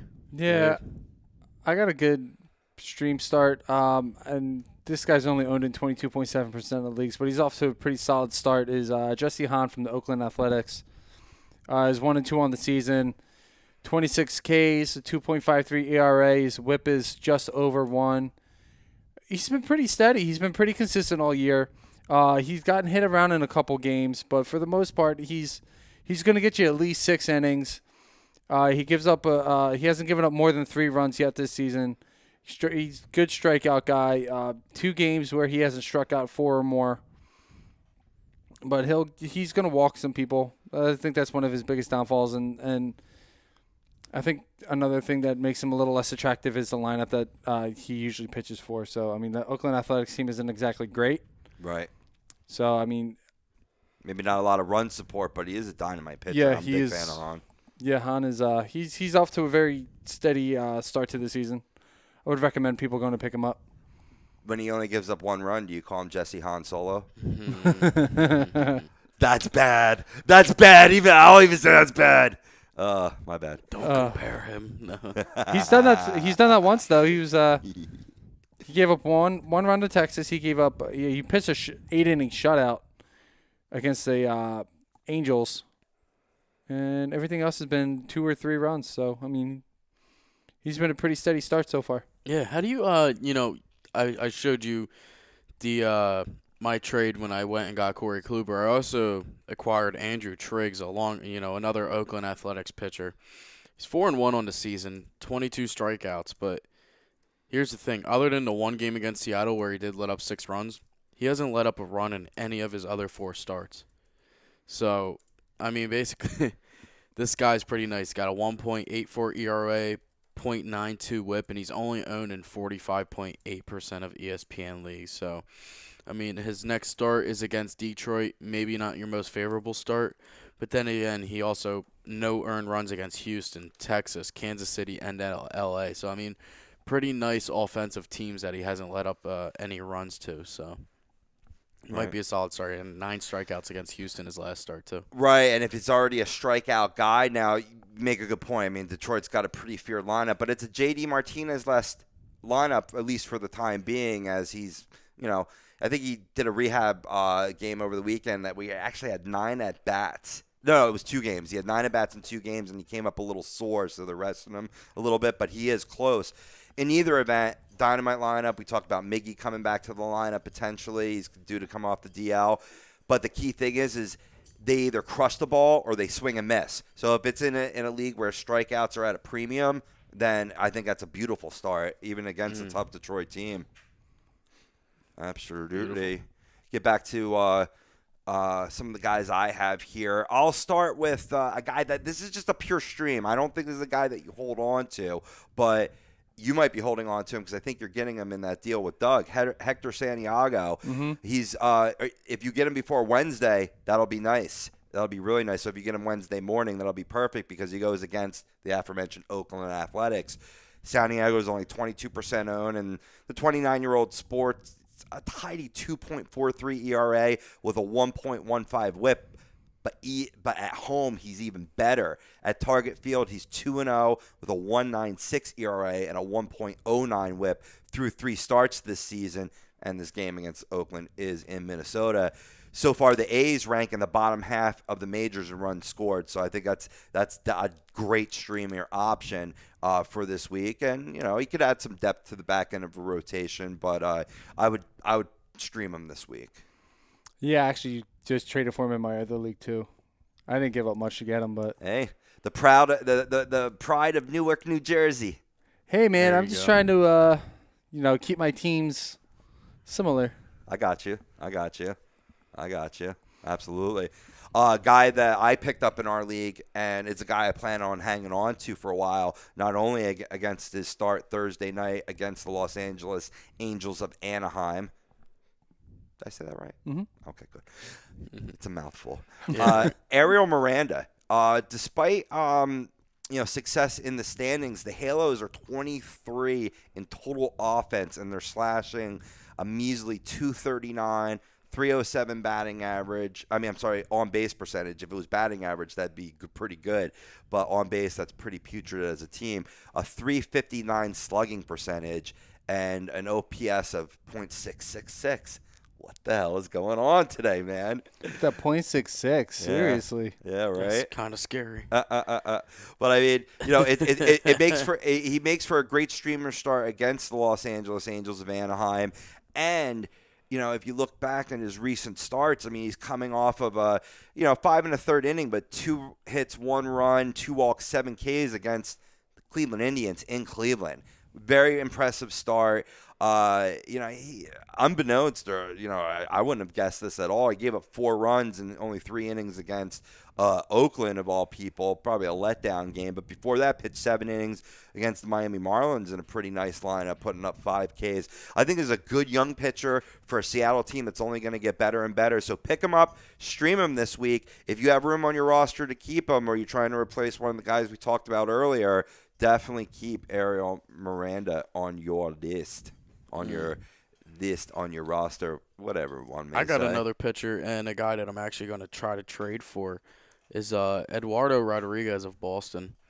He's 35% owned. He is 1-1 on the season, but 31 strikeouts is what I'm loving. He's got a 2.7 ERA, 1.24 WHIP. Yeah. So, I'm trying to work out a package deal here, but we'll see what happens. I own him in both my leagues. I'm a big lover. I think he's out of a team that had a lot of pitching prospects, Brian Johnson, Henry Owens, Eduardo Rodriguez, to name a few. He's the one that shined while Owens and Brian Johnson have really floundered. The thing with him, though, is, and it's usually against so-so or bottom-of-the-barrel teams, he'll lose his concentration and get wild. Has a lot of walks, but just when you think, should I start him against the Cubs Sunday night? Pitches a gem against the Chicago Cubs, one of the best lineups in the world. Yeah. So it's a guy that he could be a little frustrating for you to start in and out. If you're looking to pick him up, let me just forewarn you, he's going to be a little frustrating, but the good far outweighs the bad. Yeah, this is more of a category league, too, so I don't get those huge minuses for that earn run, Right. Cool. So that would be to your advantage then. Yeah. Absolutely. Yeah, I'm trying to work out a package deal to get Marco Estrada and him. It's just, who do I want to dish out? Gives up some meat. I asked a guy, I texted him. He said, both are available. Ask away. Well, do you have a position of strength that he needs? That's what I'll have to look at. Yeah, that'll be the key thing to target. Look at a position you're either deep at, or you're willing to maybe give up a borderline superstar because you got another guy you could pick up. Like, let's say you wanted to give up Eugenio Suarez, who's been red hot this year, and he needs a third baseman. When you see that you could pick up a Travis Shaw, even a Jose Reyes, or maybe a Nick Castellanos, who's available in a lot of leagues because he has been scuffling over the past 14 days. Sometimes I'll do that, even though I'm not deep in that third baseman position. I have a guy that should put up pretty good numbers for me, and it'll seal the deal on my pitching rotation. Yeah, big time for sure. Big time. A guy that I got to go with, and this goes to show I'm not always a homer on this show. Wei-Yin Chen. He's at New York Mets on Saturday, and he's only 11% owned. The Mets lineup, while hot of late despite the injuries, still sits at 16th in baseball with only 110 runs scored, and was limited to 1 run across 6 innings when Chen worked at Citi Field on April the 7th. He'll be back in Citi Field in Queens again come this Saturday. And he's coming off of last night's stellar 6-inning, 2-hit, 2-earned run, 7K performance against Tampa Bay Rays, who have been smacking the ball around a little bit. So he'd make a great streaming start. I wouldn't keep him. I would stream him. If we're going to go down that road, I got the perfect stream. Ooh, lay it on do me. not keep him. Use him tonight if you need him. I'm going to go with Alec Asher of the Baltimore Orioles. He has one other start with the Orioles. I went 6 1/3, gave up 3 hits, 1 earned run, 1 walk, and 5 strikeouts. He's been used in relief situations too, which I don't think he's eligible for that yet in fantasy, but he has been used out of the bullpen. He's going up against Boston tonight. He's got the 1-0 record, 6 strikeouts, a 2.16 ERA, and a WHIP under 1.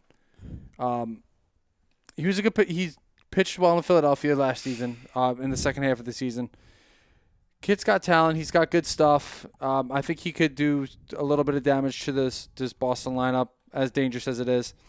If you're looking for that spot start, use him tonight. Let him go tomorrow. And now's the time to actually start a pitcher against the Boston Red Sox, and it won't be a long window. But because they've been really hurting offensively, especially Mookie Betts, a guy that I highly touted is making me eat crow right now because he can't hit his way out of a wet paper bag. He's definitely in a funk, and so follows the rest of the Red Sox lineup.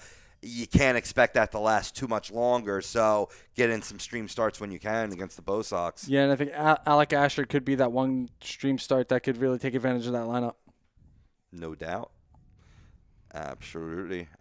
Just looking through, seeing if we got any questions coming in as of the moment. I thought I saw one. Nope, I was mistaken. That was just, hey, good show, boys. Yeah, I know. That's what we do. Well, real quick, Thanks. it's official from Coach Sullivan. Sid has been diagnosed with a concussion and will be out for tomorrow's game. So, fuck the NHL and, their hearings, because now we're going to lose our guy for, Who's their player safety guy now? Brendan Shanahan? Brendan Shanahan still, yep. Yeah. Yep, Chris Pronger, I think, is in the office as well. Well, 2 guys that have had a few concussions over their years. Yeah, so they should know. They should know. Well, hey, I mean, according to Frank on YouTube, he goes, Mets fans have been releasing these rants online within the past 24 hours. Will I be making one? Well, I think I already did on the show so far. But I think Mikey might be making a rant about why the hell is Niskanen not even getting a hearing. I think he's not the only one. I don't think he's the only one. You can cuss Sidney Crosby, and I'm sure Maddie back there is thrilled about it. Well, of course, any scumbag would be. No offense. Hey-oh, shots fired. But, I mean, you could tell that the hit was intentional. It's not like it was borderline. You could tell. He put the stick in position. He didn't try to slow him up. He didn't try to just throw him to the ice. Oh, yeah. He intentionally cross-checked him in the mouth. He saw him off balance a little bit because I blame Ovechkin. I always blame Ovechkin, right? Because he sort of interfered with him because Crosby didn't have the puck then, correct? No. That little stick check. Well, no, he did. He was coming in front. Oh, was he? Okay. And that's when he two-handed slashing him on the shoulder. But then, the leftover from him coming over to stick hit the top of his helmet, which kind of looked like that dazed him. That looks like that could have been more of what caused this, because that's when he gets knocked off balance. And then you see Niskanen, who before, when Crosby's falling down, his hands are both like this. And then you see him grab both of it and then kind of go forward. Okay. But, I mean, I don't know. I mean, apparently I'm wrong, and I don't see, there apparently shouldn't be a hearing for something like this. Like I said, bullshit. One day if I ever do have to teach kids how to play hockey, I'm going to teach them that hit, because clearly it's legal. Yeah. So, go for kids next. Go for concussions. That's what we want. We want all these kids to be injured. So go for concussions. They're a lot of fun. I can tell you that. They're a lot of fun. That's a good message to go out on. I just think it's absolutely crazy that this isn't happening, because it is Sidney Crosby. He is the face of the NHL. It blows my mind. Right. Oh, hey, I'm sure we'll be getting into this on the happy hour, which is following today's Fantasy Dominance Now. 3 p.m. HUDradio.com is where you can find us. Facebook, Instagram, Twitter, Pinterest, Google+. Oh, we're on Mars probably by now. We're everywhere, man. We're blowing away all the other competition. We just reached 9,000 likes on Facebook. 9,000, which is, I think, roughly about 7,000 to 8,000 more than any local internet radio station. I won't even plug their name because they don't deserve it coming out of my mouth. We're fierce. We're real talk. We're A2Dradio.com. And we're being brought to you by Soap Stash, the new soap standard. I go way back with the owner, Tupi Williams, Ortiz, I should say, because she's married now. I knew her as Tupi Williams. But makes these great handmade soaps, shampoos, lotions for your skin. It's all natural. It's great. No parabens, no phthalates. 100% natural. Great for your kids. Great for your wife, your significant other, girlfriend with Mother's Day coming up. Got to hit up Soap Stash. There's a couple ways you can do that. They love taking orders on Facebook, so you can like their page, Soap Stash LLC. Check out their plethora of products, soapstash.com, where I believe you can order there as well. Or if you want to speak to the owners themselves and get your ordering in, you can give them a call, 844-890-3197. That is 844-890-3197. Still seeing Starburst. Really? The light, it's too bright. Keep it there. We got last segment, NFL draft. How is it going to impact fantasy football come September? You're going to want to keep it there. Fantasy Dominance Now, A2Dradio.com.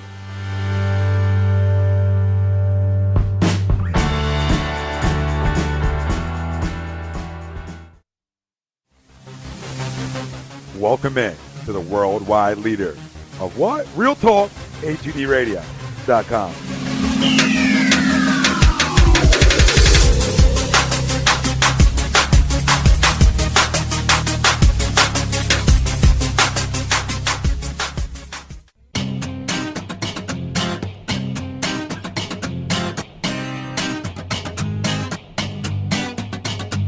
A2DRadio.com is proudly sponsored by Gibson Mayer LLC Certified Public Accountants. Gibson Mayer, located in Yardley, PA, is a leading accounting and business consulting firm with a proven track record of handling critical issues with expertise across many different industries, including construction, distribution, hospitality, manufacturing, real estate, service trades, merchandising, professional services, and professional athletes.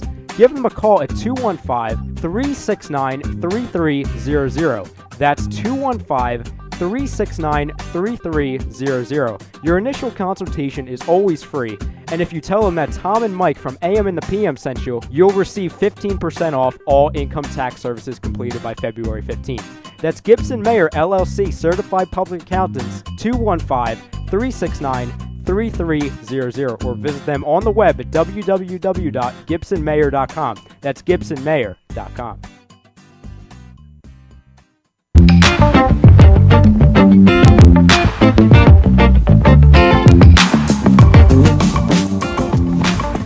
A2DRadio.com is sponsored by The Sports Outlet for all your sporting needs. Located 703 Black Horse Pike in Glendora, New Jersey. Give them a call at 856-939-2030 or email them at sportsoutletnj@comcast.net or visit them on the web at www.sportsoutletinc.com for all your sporting needs. The Sports Outlet.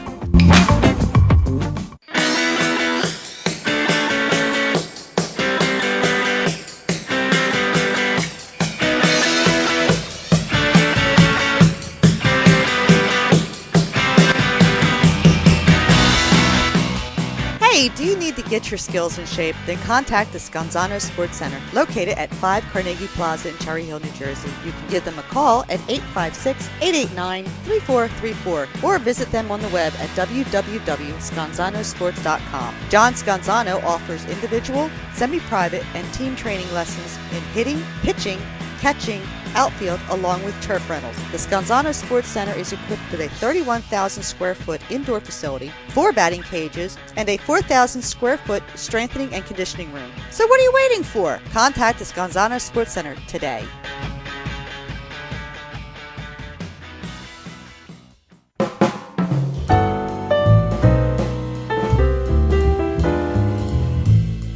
Fellas, you ever come in from that baseball or football game and your woman won't come near you because you stink beyond belief? Then you need Soap Stash. You should never settle for a generic hygiene product that only covers up the stench. Treat your skin with the best nutrients. Feel clean with the only soap you'll need. The highest grade carrier oils are ingrained in all of their products, which are 100% natural and terrific for your skin. No sulfates, parabens, or phthalates, and synthetic fragrance free. Contact Soap Stash for your sample package and give your woman what she deserves. You can contact Soap Stash at 844-890-3197 or visit them on the web at soapstash.com or Facebook at Soapstash LLC. Once again, their number is 844-890-3197. Soap Stash, the new soap standard.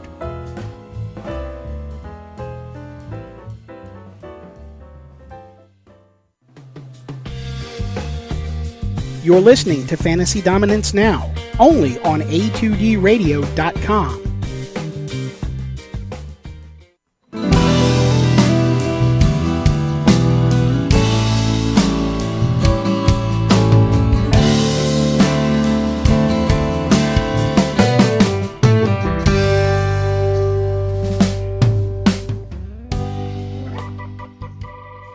Get out your lighters and kick those tires. Welcome back, Fantasy Dominance Now here, A2DRadio.com. Not sure what that slogan meant, but maybe it'll catch on. Brian Daly. Trending. Trending. Mike Kleinkoff, Madison Studio on the ones and twos, and I'm really broken, Rob Povey, at this point of the show. It's been a great show so far. We covered a lot of Major League Baseball major injuries, what's been most devastating for fantasy baseball owners, and who you can add to help out your fantasy baseball teams. If you're just joining us, stick with us live. Come be a part of the show. Like us on Facebook, follow us on Twitter and Instagram, and subscribe to our YouTube channel. These are all avenues to be a part of the show.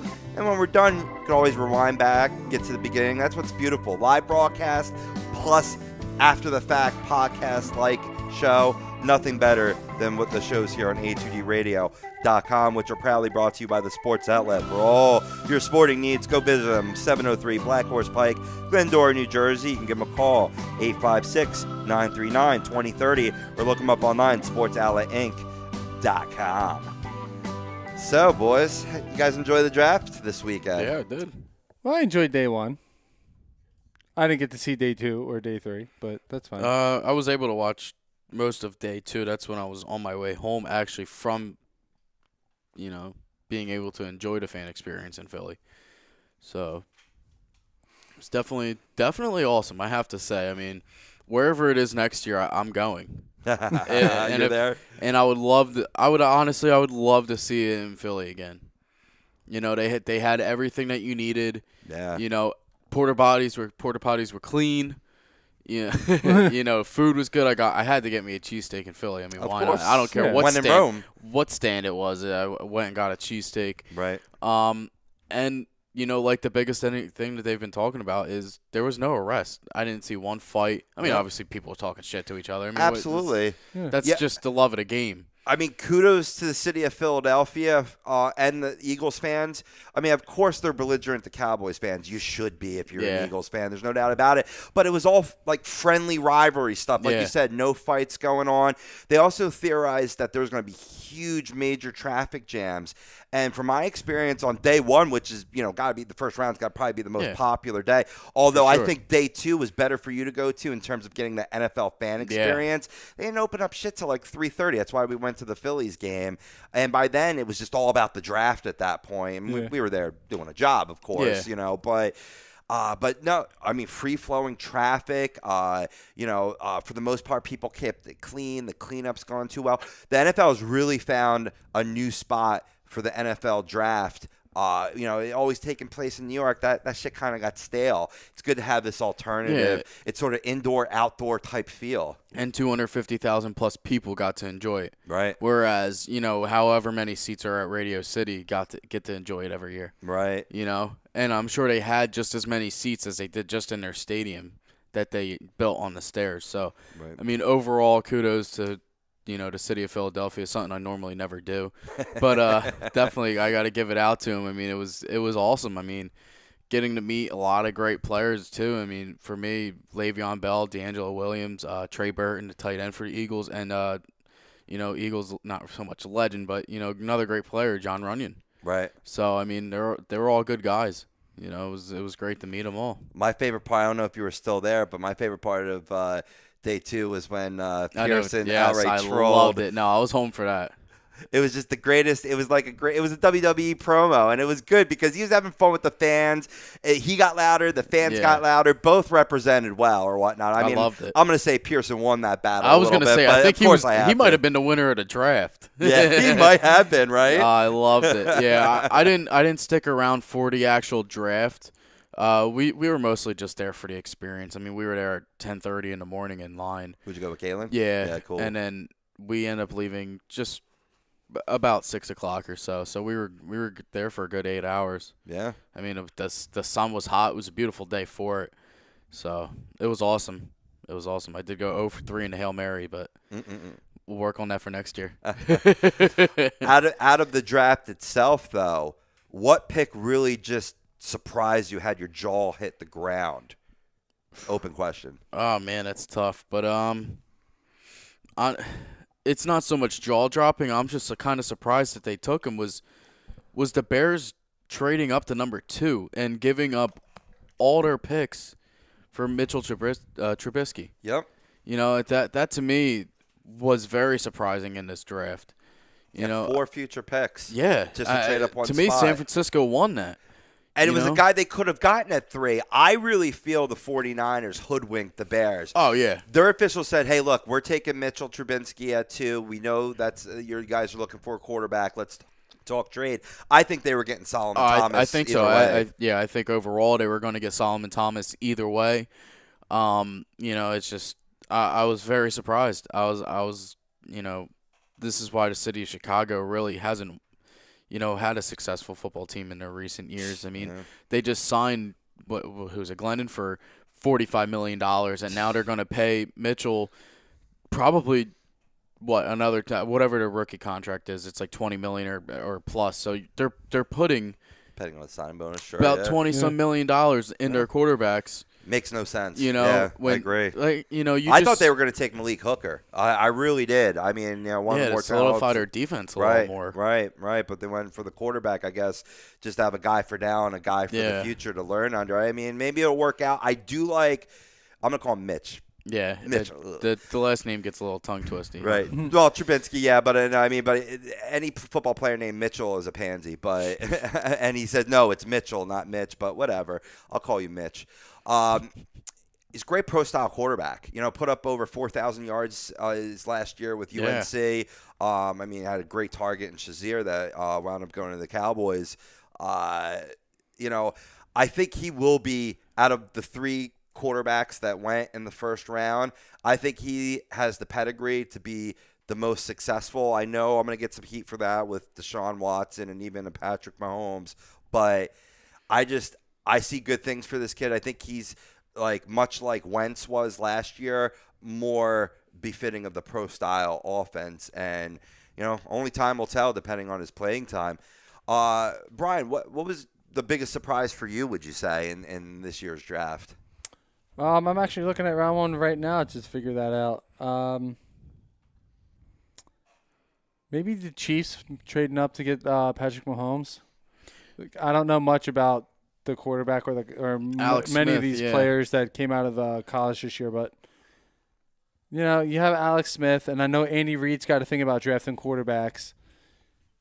It's just weird that they traded up to get him. Yeah, I think he could have been there. I don't think no. I had him going maybe, 13 anyway to the Cardinals. The Cardinals loved him. They absolutely chumped the Cardinals by trading up ahead of him to get him. But you have a point there. Maybe they could have if the Cardinals did wind up passing, right? What I was surprised about, and I'm right with you, Brian, I think you nailed a great surprise of the draft, as evident by the many Facebook Live videos and YouTube videos that we took. I can't shy away from my biggest surprise because you actually saw my mouth drop when it was announced.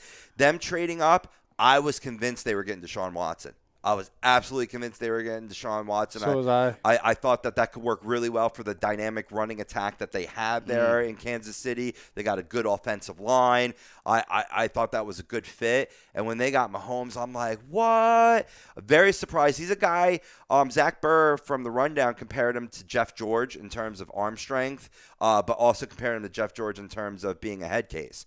So maybe Andy Reid can reel that in and make him a good NFL quarterback. And, you can learn a lot from Alex Smith. But, I don't think it's a big surprise the Chiefs went for a quarterback, being that Alex Smith is good, but he borderlines on that game manager plus a little bit. Give him a little plus on top of that. Just like the people, like Tom said, the people giving grades, man. It's like they're in kindergarten. Yeah. You get a B plus. You got a C, dude. The worst, Straight up draft. The team that does the worst in the draft gets a C minus is a little ridiculous to me. Right, absolutely. What teams do you think benefited the most? Do you think it was the Niners, Mike? No, it's the Browns. I mean, it's crazy to say, but to me, they had one of the best drafts, and they're building their future for next year's draft too with what they got as well. I mean, 3 first-round picks. They got Njoku, the tight end. They got Jabril Peppers, and now I'm blanking on the first guy that they picked. Myles Garrett. Yeah, Myles Garrett. Yep. I got you back, man. But, I mean, overall, they went for positions that they needed. I think tight end position is a great position for them to instant pick starter. Up. Yeah, starter. They just dropped Gary Barnidge. Right. So right away, to me, he's going to be an instant impact player for them. It's just, who's their quarterback right now? Is it going to be Brock Osweiler or is it going to be somebody else? I think it's going to be Cody Kessler. Yeah. I really do. I actually like Kessler a little bit. And he played pretty well when he came into the season, too. Well, also, don't forget that the Browns did get a quarterback in this draft in Deshaun Kaiser out of Notre Dame, which, does he measure up to the other 3? No. Not yet. He's a guy, definitely a guy that can be molded. Or at least have his life ruined like the other 3 in the first round. Probably. When you get drafted by the Browns, usually your life gets ruined. But maybe this is different this year because they did, I think, once they got Kaiser in the second round after getting 2 of the top defenders in my book, right? You can say what you want about Peppers not really having a position, but I think that's a good thing because he's he's versatile. And you get a tight end, which really addressed the need. And then in the second round, you get a quarterback. You won the draft in my book. Yeah. It's easy. It's easy for them to say that. I mean, they drafted phenomenally. I think Hugh Jackson's finally going to have a pretty solid team around him. I'd give him 3 wins this year. I mean, that's a win for them, right? But no, I'm kidding. I got to look at the schedule and see where I rank them, But overall, I think they did pretty damn well. I think so. Yeah. I think so. What's funny here is that the Bills guy overall got an A for their draft, and I don't know what the people doing this grading is smoking, but I wouldn't give them an A. And how could you give a team an A that they fire their GM a day after the draft? Yeah. How could you do it? What? But I mean, it's ridiculous. Tre'Davious White, solid corner. Of course, I think he addresses a good need. Zay Jones might have been the talk of the town or the talk of the draft because he was wearing a shirt that showed the OJ. The chase. The chase. It gets drafted by the Bills, ironically, where OJ started his career. And you had an OJ in this draft as well, as an OJ Howard, who I think was definitely easily the top tight end. But Njoku, that went to the Browns, a close 1B. I don't know what the Giants were thinking getting Evan Esham over Njoku. Engram. Pardon me. I think Njoku out of Miami is a beast, man. He's got wide receiver speed and a tight end body. That's the new mold of the tight end in the NFL. You know what though? Personally, I think Evan Engram is going to be a day 1 starter over Will Tye. Oh yeah. And I actually, if you're going for daily fantasy, I'm picking him. as probably my tight end. It is against Dallas, and Dallas's pass defense right now is very shaky Against for the tight for end, week too. one. And this is what I was looking at too. Quarterback. I mean, listen, these guys, all the rookies that are going to be very cheap for day one. Deshaun Watson. Last year Dak Prescott was 5,000. That's where I went with quarterback last year. He got me about 20 points, which is very great to me. So week one, Deshaun Watson goes up against the Jaguars. Jaguars, you don't know what you're going to get out of them. He could have a very good day, and I think he will. So I'm going Deshaun Watson.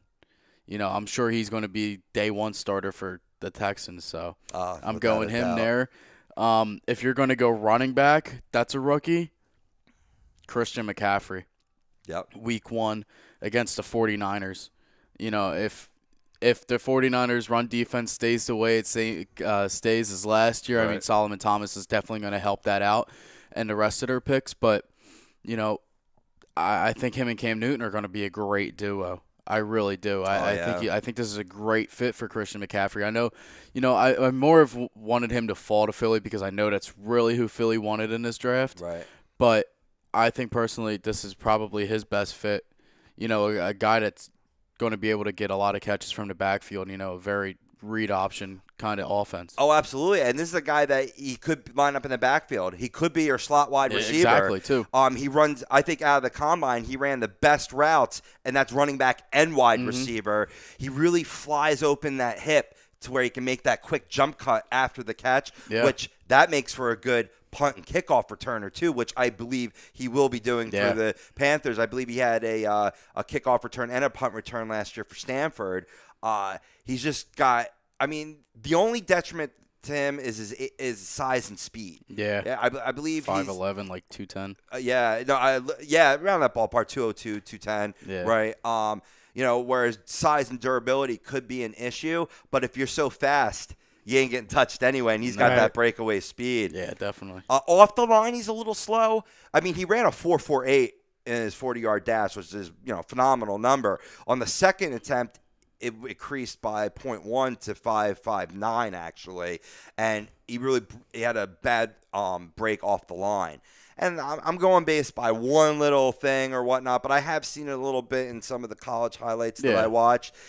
He's not great breaking off the line, but I mean, hey, that's why you have NFL coaches. That's why they make money. To me, for fantasy football, I think McCaffrey's going to be a great RB2. Yep. For sure. Yeah, he's on my draft list. See, I sort of divide it on guys that I would draft versus who I would keep an eye on to start in Fanduel or DraftKings. So, I also see you have Leonard Fournette as well, but I'm going strictly for Fanduel week one. I know it's super early right now, but to me, against Houston's defense, I think he's going to have a very poor, first career game against them. Right. But, I mean, definitely he's a guy that I would probably draft a little higher on, despite, the first week one against Houston, which is definitely going to hurt him. But Well, let me ask you guys, since we're talking running backs, Donta Foreman went to the Texans, I believe, second round? Yeah, third round. Yeah, I'm pretty sure he went third round. I mean, I know Texans still have Lamar Miller, but he's on the back end of his career. Yeah.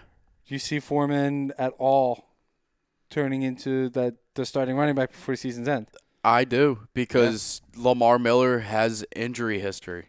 And, I think that's when Foreman is going to shine. I know I was very high on Foreman because I like that big 6 foot, 230-pound running back, a guy that's downhill runner. That's like Fournette. And he's got speed like a little guy, too, which is great. Like Fournette. Yeah. Is he also like Fournette where injury's an issue? He's had he had actually an ankle injury that I believe limited him to 7 games only last season. So, that's always creeps in your mind when you're drafting players. But, I mean, to your point, if Lamar Miller, Brian, if Lamar Miller stays healthy, I think he's a change of pace back, or maybe a goal line back, maybe vultures some touchdowns, right?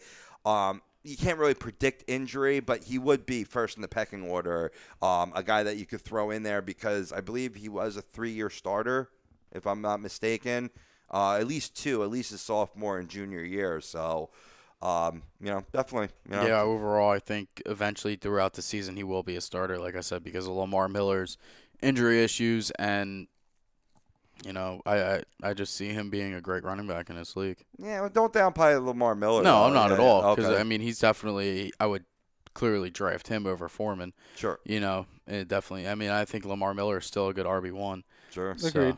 Sure. Guys that I'm looking to draft this year that came out of this draft, I mean, we talked about Deshaun Watson already. I would definitely draft him as a QB2. Yeah, definitely. Like kind of a la how I drafted Dak Prescott. Why would I trip over that name? With my last pick, maybe you can spend a last pick on Deshaun Watson because he does have weapons in Houston. Yeah. Hopkins could have a comeback year with a guy that could actually throw the football. C.J. Fedorowicz is a fabulous tight end. You still got Will Fuller, your boy. Really a plethora of options. Running backs, takes a bolster, nice draft pick there on top of Lamar Miller. And obviously a clear shot at the starter gig. I got Leonard Fournette. I would draft Leonard Fournette because they've given up. This pick tells me they have given up on T.J. Yeldon. They had to. He's done. Yeah. And I think that, Chris Ivory or Leonard Fournette, I think that'll be the option. I mean, Yeldon, if they do retain him through camp, then maybe it's a three-headed beast. It makes it a little more convoluted. But out of the three out of there, I would own Fournette. I would too. Yeah. I'm with you, Yeah, Fournette's probably going to see the bulk of the playing time as it is. Like you said, Chris Ivory, T.J. Yeldon, they're obviously probably giving up on. So, I mean, you don't really have much of a choice. You got to start Fournette. I would go Fournette, 100%. Absolutely. Christian McCaffrey, I would draft. Just his versatility. I mean, is just, especially leagues where you get, those bonus points for punt, kickoff, return yardage. PPRs. Yes, PPR PPRs. league. Huge. For sure. In the slot. Another PPR darling, I predict Mike Williams.